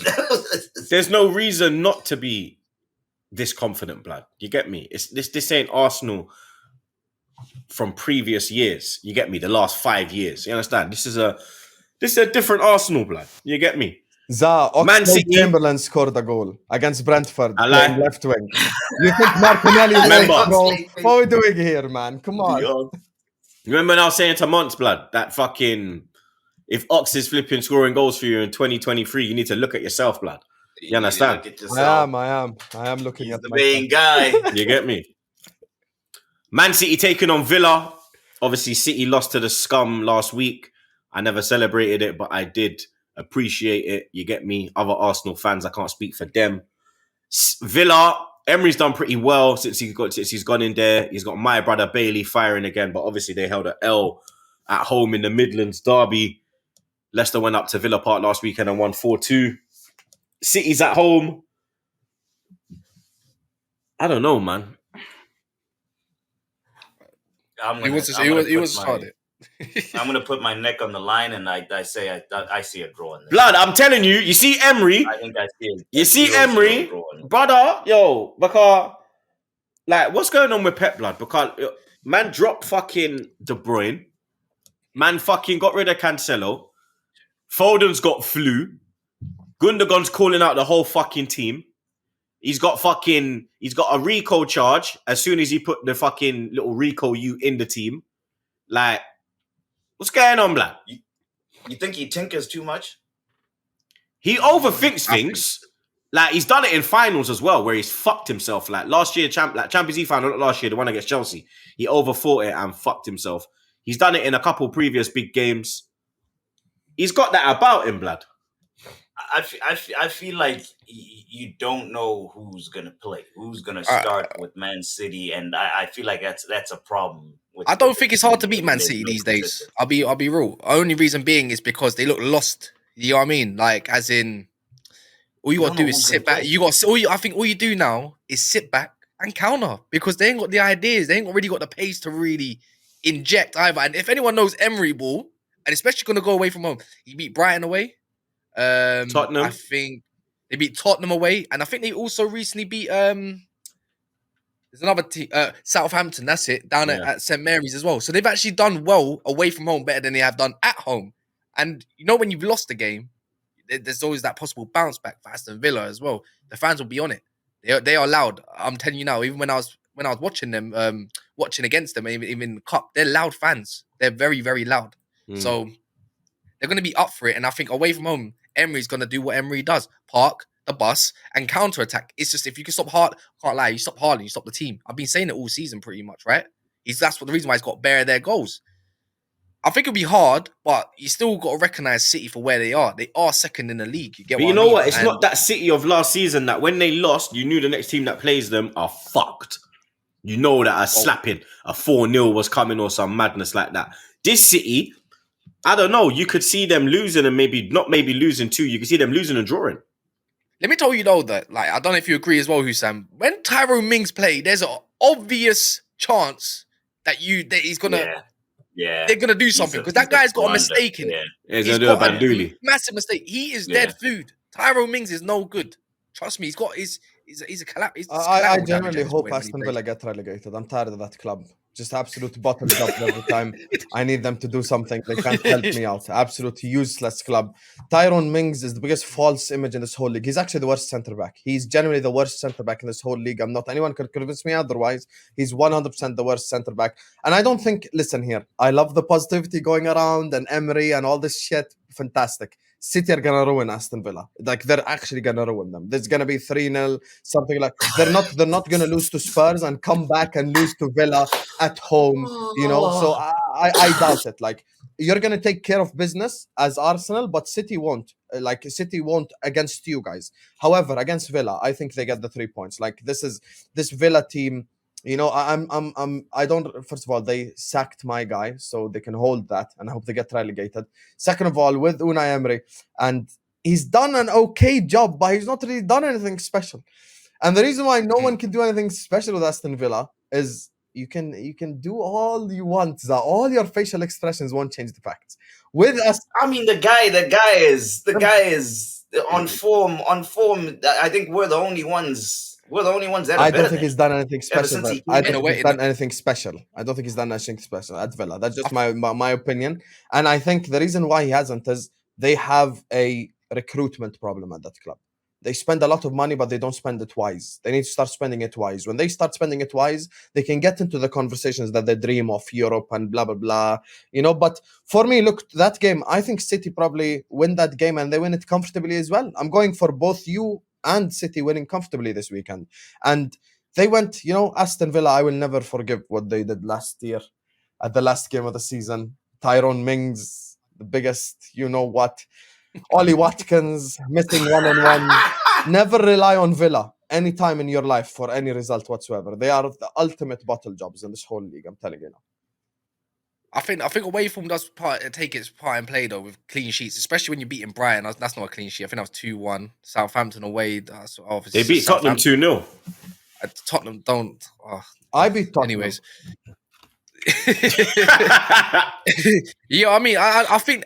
Look, I think Tyrone Mings' game is anything in the air, and anything I've seen of City of late is everything's getting flung into the box in the air when they get desperate. You know what I mean?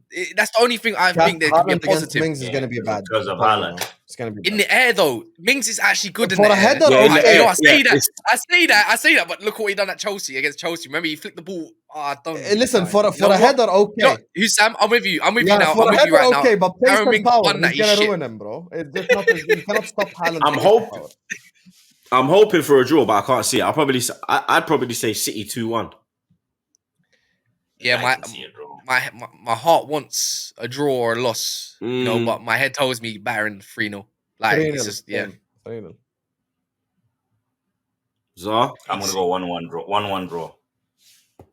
How is Zah confident about Villa getting a draw at the Etihad? This is what I'm saying. Beating Brentford at home. Bro, Zah's mad. I can't with my team. I can't think clearly. I'm emotional with my team. There's. It's Brentford, Zah, man, and you're top of the league, bro. I'm nervous. I need this title.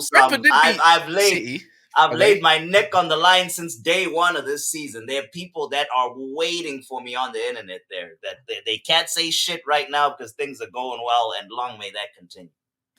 Kas, you going to Ellen Road? I don't think you're winning. Yo, blood. I'm gonna be real with you. I think you're holding that L. I think you're holding that L, blood. Like, yo, blood. You man tried to injure their front line, blood, because you knew that they were gonna come back for you on Sunday, fam. No. If when I was watching the game, they were trying to injure us big time. The referees, lately, what do you mean Martinez I never ever. Martinez should be in jail. That was assault. What he did. Anyways, I've never. Look, I don't really get onto referees and that, but all I care about is the consistencies and around. They don't protect players whatsoever, and there's madnesses that go on. But at Ellen Road, especially being the Rose Derby and the way it is, I think it's lost its. Like, I still remember it, but for the new generation, they don't understand it as much. I hate Leeds. I remember when flipping Rio moved to United. It was a mad thing. It was even madder when. It was even madder when Smith left, because Smith was like, Adam Smith. He was good, and then Risa broke his leg with that madness. But it's going to be a tough game. You know what? I'm not even confident enough for a win away from home at Ellen Road as well. Man can see there's no breast, blood. You're just flat chested.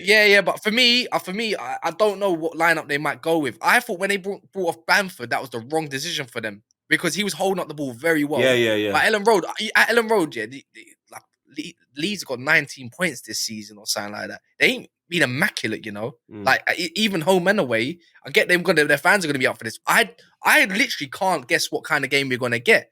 It just depends how shored up Ten Hag can get the guys. You know what I mean? Because the defensive display at Old Trafford was not good enough. The second half, great, but it's an away game.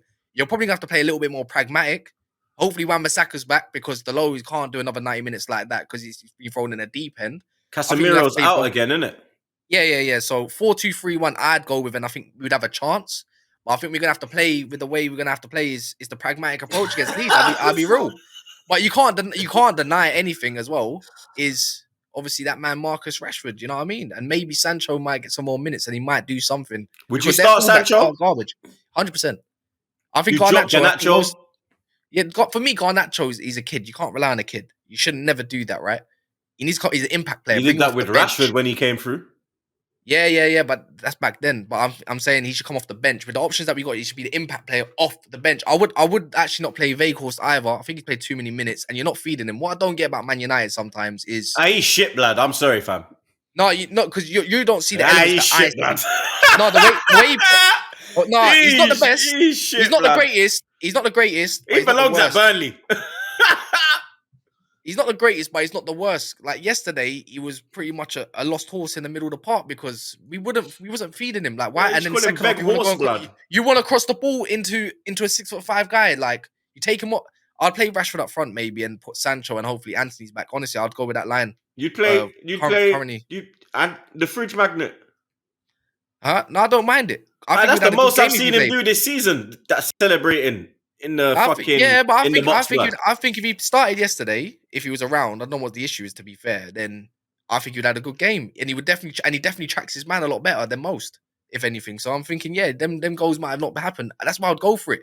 It's just energy, the amount of miles, like obviously the players running in the game itself, and press them, because we didn't press the way we usually press. But I would literally go for a full force line straight up against them pace. They don't like the ball in behind. They got a couple deadly injuries as well from the start of the game, by the way. Do you remember that? Stroud, their best centre-back's injured. The other guy, I don't know who came off, but he looked nasty. Head injury. I think if you got a concussion, you can't play for 10 days, right? Yeah. There's a fear of it. So I've got confidence, but at the same time, I don't expect a result like that. I don't really see a loss either, because they're a bit toothless at times as well, Leeds. You know what I mean? Being at home, having the 12th man, you get me. I'm in a different mindset for me right now. Like it's different now. Like for me, so the no manager bounce. Yeah, I don't mind it. I don't think they're gonna have a new manager by the end of the week either. So for me, I got more confidence going into this game, knowing that we drew and knowing what Ten Hag does. You can't deny what Ten Hag when he drills into these players. Where we do bounce back, bro. After a loss against City, look what we done. That you want to talk about bounces when about Arteta bouncing back? We went on a mad run as well. We lost against you, man. Everyone thought he was gonna crumble. No, we went on and we got into a Carabao Cup final. You know what I mean? And we beat Palace. Look, these men are bigging up the Carabao Cup, blood. No, but it's Carabao Cup final. Man said the Carabao Cup final with checks. We got ourselves into. Yeah, no, but we bounced into it. But it's not like, let me get this. Wait, one sec. You're thirsty for a cup, innit? You're dying for a cup. I would take any cup in this moment, blood. Of course I am. I'm hungry for it. You can't win the Carabao Cup, though, can you? I don't want to win that, blood. We play the kids in that, bro. I don't even know, blood. I want to take anything I can. I want to take trophies. That's something that we've been starved of. So of course I'm going to take it at this moment of time. I want to win all the trophies if possible, because that's what we're used to doing. So, and I'm still from that era. So I'm going to keep thinking like that. Like I said, I'm not the Man United fan last year where I was like, you know what? I'll switch off the TV at halftime. I'm done, man. I can't bother to watch this crap. I don't believe this team can go back and do something. But we got 1-0 down. I'm still not afraid. You get what I mean? There's levels to this shit right now. Last season? Huh? Last season, I had enough. Damn. Never done it was bad. Last season was bad. You know, it's the ones, yeah, where you have to laugh the pain off. You laugh. And then you're like, yeah, man. And then anyone that banters you, it don't matter. You've had it all. You've been in the mud for a minute. And then the Ragnick stuff like last season was really the worst. You've already accepted reality, though, innit? You're in that situation. Reality, brother.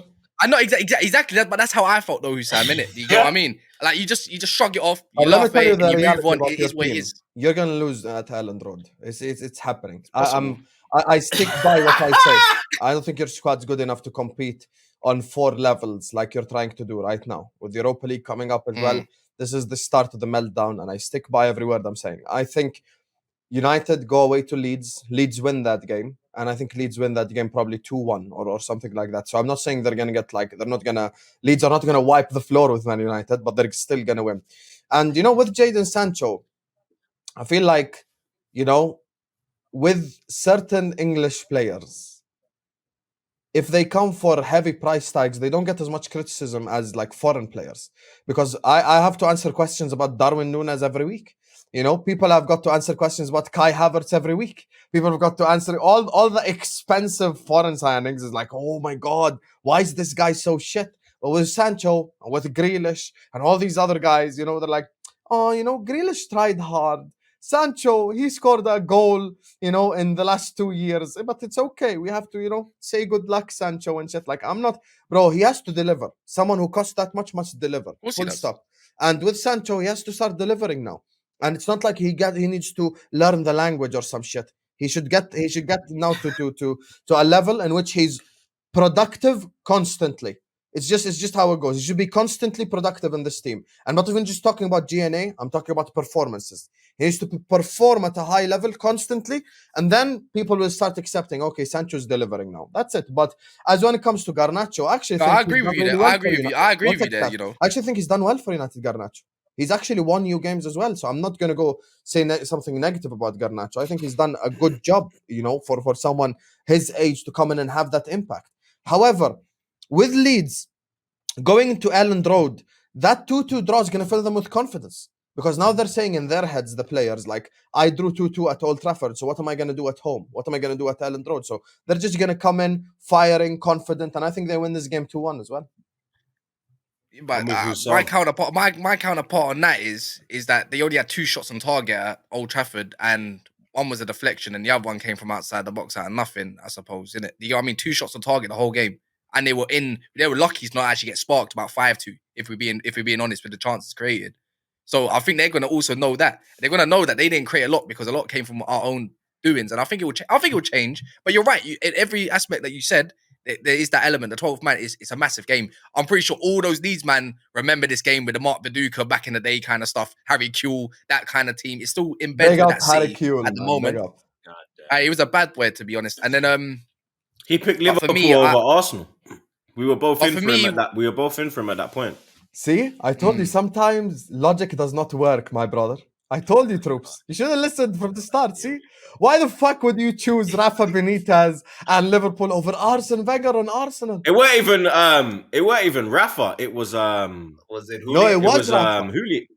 It was Rafa. Nah, he went before. He went before. He went. Nah, it was Rafa. Actually, It was Rafa. It was Rafa. It was Rafa. Yeah, it was. Yeah, it was. I think it was Rafa. It was.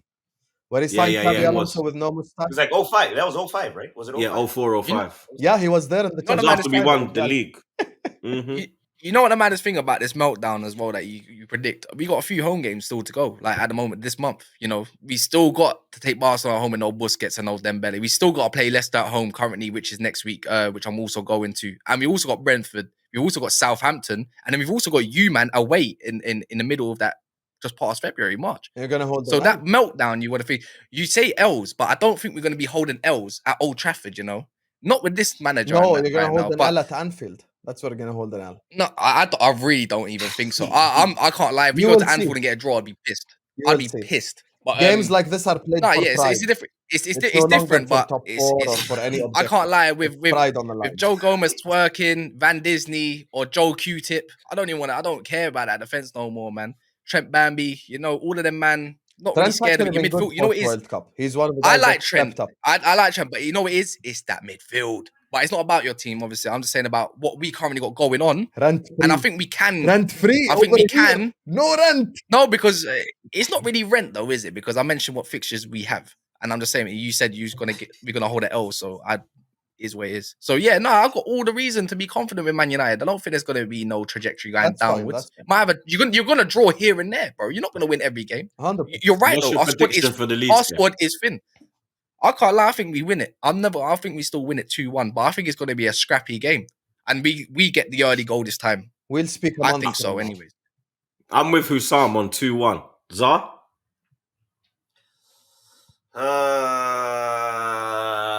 Does Leeds do it? Yeah, I think Leeds will do it. 2-0. Man said 2-0, you know. Man said you're not even scored. I'm sorry, Kas. United? It's fine, man. Nah, 2-0 Leeds, blood. Good. Let's go.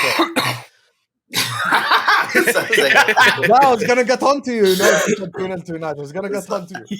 Nah, Leeds. This one I'm rooting for Leeds.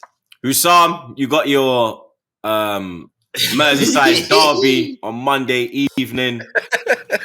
Sean Dyche and his 4-4-2, 4-5-1, 3-5-2, 5-3-2, 10 man at the back, coming to Anfield. They're very buoyant after beating us. Put them out of the relegation zone. They haven't won at Anfield for fucking years, blood. You get me? Is this when they win at Anfield? Everyone's been beating us this season, and I think it wouldn't surprise me if it happened. However, I think these players do have at least a little bit of sense of pride. I think with Sean Dyche, we already know what he's going to do. This is not new. This is not like a shock that he's going to come in, he's going to park the bus, it's going to be 5 at the back, he's going to try close spaces. So for me, I think games like this is why I was trying to say to Kas earlier, certain games is not even about top 4 or having an objective. It's just about you play for your pride. You know, when you're playing Everton, you never want them to have one over you. You never want, Man United to have one over you. Your rivals, you always want to beat them, regardless of where you're at in the league. So with Everton, we already know what they're going to do. However, Everton's record at Anfield isn't the best. Like I've seen us beat better Evertons with worse Liverpools as well. Like I've seen Everton come to Anfield and they lose, to a worse Liverpool team than the one we even have now. I think it's gonna be tight. Gonna be tight as hell, gonna be annoying watching that game of football, but I still back my club to win. Like it's a matter of time before we at least win a game. Like, come on, we ain't gonna lose every game 3-0 every week. Like, we're not that shit. So I think we probably, maybe it'll be a win, but it'll be tight and it'll be annoying, and you'll see tackles, and Sean Dyche and Klopp is probably gonna fight. I'm telling you right now, that fight is gonna, because Klopp's lost his shit already, and he don't like Sean Dyche either. Yeah, he's rattled. Yeah, he don't like Sean Dyche either, so that's not going to be a good situation, for a peaceful game. So I think we win this game, but it's going to be very tight. I'd probably say 1-0 or max 2-1. Like, I don't think 2-1 is too much as well. I don't think 3 goals are scored in that game. So I'm saying 1-0 still. I'm sticking to 1-0. I think going to be tight, but we win. Yeah, I kind of agree, man. I think you being at home is what gives you the advantage. I think if you was going to Goodison Park, you'd be fucked. The man that will put you in a fat spliff, blood. You understand? Spliff, bong, bear ting, shisha, hella pipes. You understand? To be sending you around like a fucking bad bee, blood. You get me? But you're at home. Anfield's going to be rocking. The Cop's going to be a mad ting. Do you know what? I'd go 2-0. Let's go. I'd go 2-0 Liverpool. Liver Arsenal back in full effect. Let's do this, man. Zaza, don't let me down. I just said Liver Arsenal. Don't let me down. As much, Husam, as much as I want to be on your side, I mean, I guess I'm not fully off your side. I just don't think you guys are playing well enough. And yes, I know, I get it. It's a derby. Everything goes out the window and all that. But there's just a whole lot of noise and a whole lot of BS just associated with Liverpool, the club, how they're playing, and with the club just in general. Sean Dyche, again, as you said, you know exactly what he's gonna do. Yep. Do you guys have enough in midfield to be able to break down the blocks that he sets up and how he defends the Onanas, the Decores, the Gays? Do you have enough in your midfield to move them around, create the spaces to then pass through the blocks that he creates? I don't think so. I think this is going to be a very boring. So I agree with you on the part that it's going to be a boring game. I think it's going to be 0-0. I wouldn't say boring fully, because we will fight. I'm telling you now. There will be a fight in that. Scraps are going off. Yeah. The most boring game this whole year was Liverpool-Chelsea at Anfield. That was the worst game all year long. That was the shit. I fell asleep in that game. I fell asleep second off. I've seen probably in the Klopp era. I'm telling you right now, that was the worst 90 minutes of my life right there. Honestly, we just did.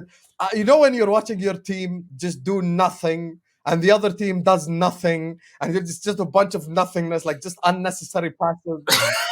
No one shoots at the goal. The corners are shit. The free kicks are shit. That was a horrible game, man. But I think this Merseyside derby, I think it's the most red-carded game as well in Premier League history. So there will be fights. And I know Sean Dyche and Klopp don't like each other. So there's going to be some shit happening in this game. But 0-0, by the way, wouldn't shock me. So I think Zaz is also onto something there. I think 0-0 could happen easily as well. Hey, at least a draw. At least a draw, Zaz, not a loss. Let's go. 1 point to move on. Yeah, closer to 40 points. Let's do this, man. Come on. Jesus, 40 points. Him and fucking Lewis, blood, chasing 40 points, blood. These men. Jason 40. Yeah, I don't think you have enough to move the blocks, the structures that Dyche sets up. Kas? Let me tell you something now about this team here. Right now, Klopp is a defeated man. I don't care what fire he's got. Sean Dyche is ginger and he's firing right now, bro. He's got more fire in the colour of his hair. You know what I'm saying? So from that, look, this ain't just some Bernie. This is Sean Dyche with black man in his team as well. Yeah, it's a different Dyche blood. So this whole pressing thing, and he's finally got a taste of, he's got an athletic team now. He's like, bro, like, I didn't know black players could do this. Like, bro, I've been playing with I didn't realize I've had the wrong team for 2 years. IC1, now he's got a IC2. Now he's got IC3s. You know what I'm saying? I think Everton will run that midfield ragged, but I can't deny Thiago. That's one player I can't deny. If someone wants to turn up, that's it. He's got more brains than all three of them midfielders put together. But it's the IC3. You get me? It's different gravy right now. In the Premier League this season, Liverpool only scored 1 goal currently in 2023. Yeah, you haven't won a game in 2023. Well, 2023, 1 goal in the Premier League. Guess who scored it at the start of January? It is who? Not FA Cup, Premier League. No, but even in the Premier League, that's not true. We've scored goals. We just conceded a lot.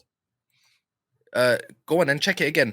Who scored that goal? Oxlade-Chamberlain in the Premier League. Wolves didn't score. No, we beat Leicester. I can go through the results right now. Leicester? Yeah, we beat Aston Villa 3-1. That's 2022.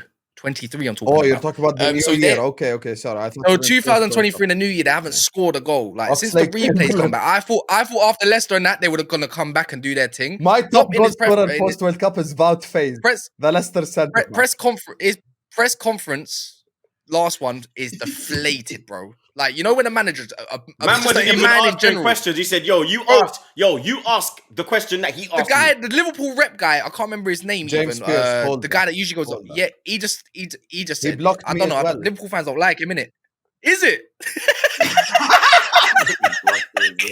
Bro, because I called him out. Yeah. See, don't get me started on James Pierce. I will respect the platform I'm in. Go ahead, Kas. So I just don't know if Liverpool really going to have this fight. Even at Anfield, it'll be rocking at the start. But if I hear what I heard against Chelsea, I can hear the Chelsea fans singing the national anthem and all that crap. It's a bit different. I think Everton might be up for this a little bit more than Liverpool will, the actual team itself. You know what I mean? Not the fans, the team itself. And that's what I think, like, look, Sean Dyche 4-3-3 probably block, 4-4-2 at times when defending, and just break on Liverpool because that's the easiest way to beat them at the moment. But there is an element. It's Anfield. They haven't won there in donkeys. But I just don't trust Angry Carroll to go and score you a goal. And I don't trust Cody Gakpo to get you a goal either, fam. The only one man I think that's going to actually probably score is actually Mo Salah. Mo Salah's probably going to score.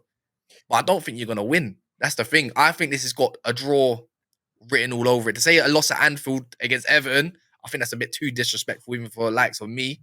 But I do think it's going to be a 1-1. But if I'm allowed a second prediction, I think there might be a clutch winner in like around the 80th minute. It could go either side, man. Like someone, somewhere is going to happen, I think. Potentially. Alisson header in the 90th minute. Can you imagine what like against West Brom? He's the only guy that's played well this whole year, to be honest with you. Alisson is the only guy, to be honest.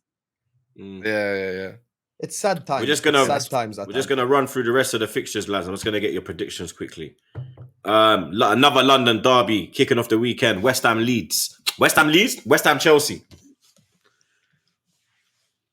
Oh, is that West Ham? Yes, I'm going West Ham. You get me. They had a great result last weekend away at Newcastle.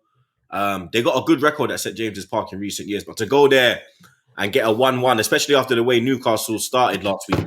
Yeah, the goal disallowed from Willock. Then Wilson got the goal straight away after that. I thought it was right off, but West Ham done well, blood. I'm going West Ham 2-1. Midrick, Bumzo, Fernandez. The man, they're doing nothing, blood. Hey, that's what I call it. I call them the three mids to tears. You got Midson, Mount, Midway K, and you got flipping Midrick as well. Hey, man calls him.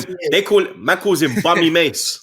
They can't call him Money Mace. Man calls him. But big up Mineral, my brother. But hear me, Bummy Mace, blood. Man said Mineral. Mr. Brown Envelope. Hey, what's it Trust called? me, that's my guy, blood. That's my guy, bro. I'm cool with all the nutters, blood.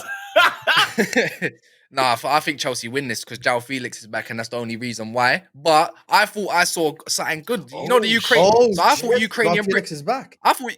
Yeah, he's back. So from suspension, because I remember Lewis tweeted something about we feast at West Ham away because they're gonna have Midrick, Felix, and Bumzo, and fucking They got a fit Sterling now, and Sterling's back. Apparently, Abba's going to LAFC, blood. On loan, man. All I know, I don't know for certain if it's happening, but I'll tell you this: I think it is because he just linked HD. I'm just gonna. Whenever he moves, he always gets a trim from HD, blood. So I think Chelsea win. I think Chelsea win this 2-1. But if I hear any more excuses for that Ukrainian Britney Spears, I don't want to hear it. Like, he better put on a good performance. Like, I can't lie. They do it for all our players. He's 80 million. He's 70 million. 100. Bro, that squad is expensive. So Enzo Fernandez better put on a clinic. And same for Midrick. You get what I mean? Man, he better be hitting that hit me baby one more time shit. Because honestly, that performance last week was garbage. Piss Do poor. you lot believe that he was ill? Do you any of you believe that he was ill? It's a lie. He was robbed. He did it. He did like. Why is he playing if he's like don't James Milner fooled all of us, blood. It fooled all of us, bro. we thought it was we thought he was the white Ronaldinho. This guy, Donny Stewart down in blood. You understand? Listen, when the game happened, the Chelsea game at home, when that happened, I told the people, guys, this is a 38-year-old could be retiring midfielder playing right back. Like, he ain't dribbled past Cafu. Like, relax, bro. Like, I can dribble past Milner. Not that deep, like, you know. Chelsea fans saw a bit of flair, a little quick 1-2 step, and bro, you know what it is? Let me that game was so shit. That was the first good moment the whole game. So everyone just lost their shit. Like, oh my god, Mudryk dribbled. But here's the thing. This game, I think it has draw written all over it. I'm going 2-2 draw. I don't think Chelsea lose, and I don't think West Ham win either. I think both teams maybe, like West Ham did really well last week. However, I still stick to a draw because of the Felix factor. I think Felix actually played 60 minutes this season, and they were singing his name, and they were saying he's our best player all year long. It's insane how much they're starving. One drop of the shoulder, and they're already thirsty. So I'm going 2-2 for that game. I just don't think West Ham win or Chelsea win, to be honest with you. I think West Ham wins it. West Ham wins it 2-1. Okay. Fair. Fulham Forest. That should be a decent game. I'm gonna go Fulham. Ooh, it should be good. Fulham 2-1.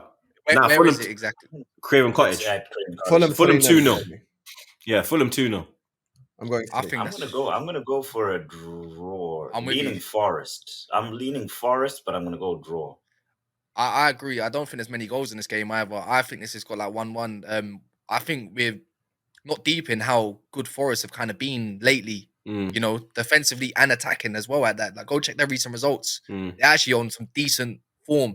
Fulham are bad as well. Like, they missed too many chances. They don't. Forest. They missed too many chances. Yeah. But I think Fulham missed too many chances too, as well. At times. Mitrovic ain't been scoring for a minute. I think this is elite. Fulham's midfield is very good. Yeah. Polina, I love. See Polina. Baller. Lord have mercy. Baller, bro. Good player. A very, very good player. But I think this is going to be boring. I think it is going to be boring. I'm going to say 1-1. Sorry. Leicester Tottenham.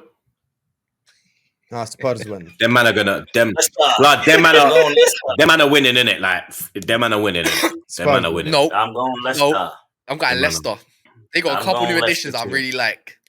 You guys, Liverpool beat Leicester. Come on, what are we doing here, bro? Leicester are that shit. We beat them. Like, let's not do That's what I'm saying. Like, and Tottenham have a great record at Leicester, and they last year was when Pigeon, aka Bergwijn, scored them 2 goals in the last fucking stoppage time. 97th minute. Or something. Yeah. So trust me, Tottenham, them pussios.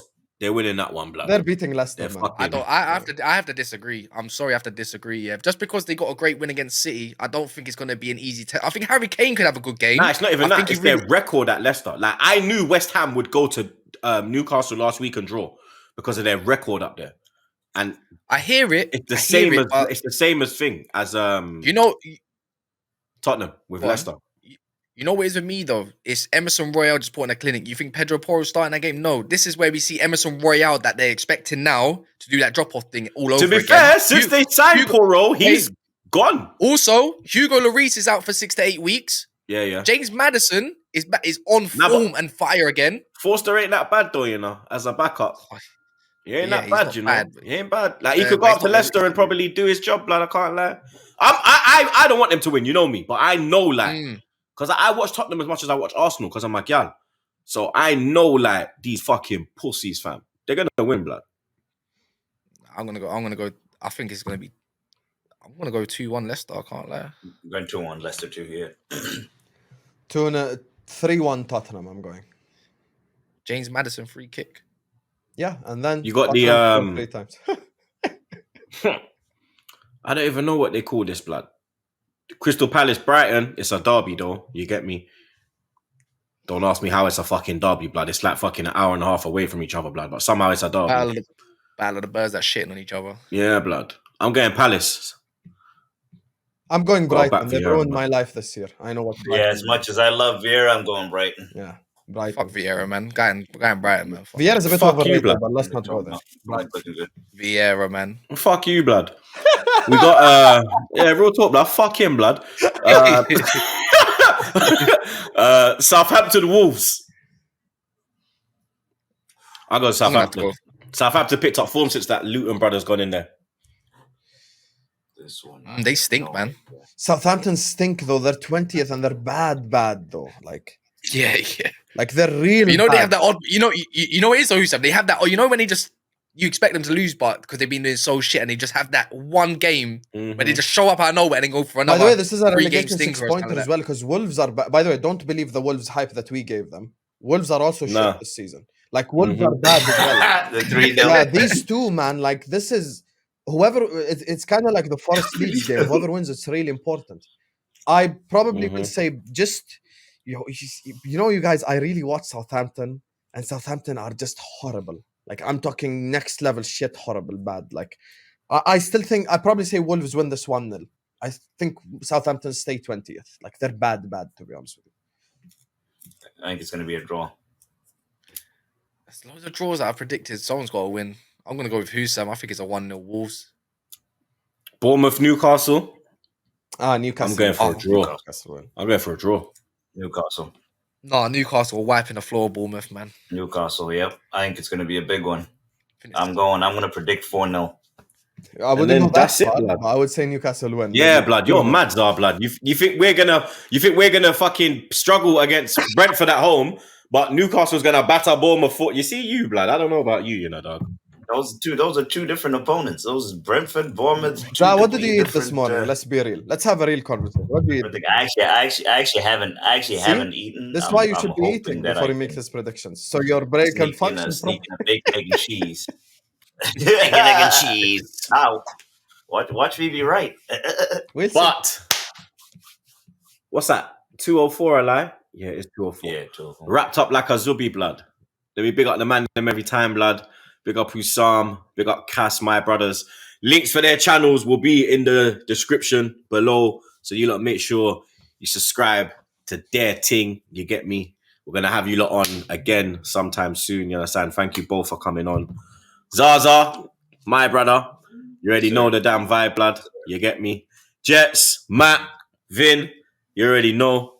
And like I say at the end of every episode, blood, stay safe.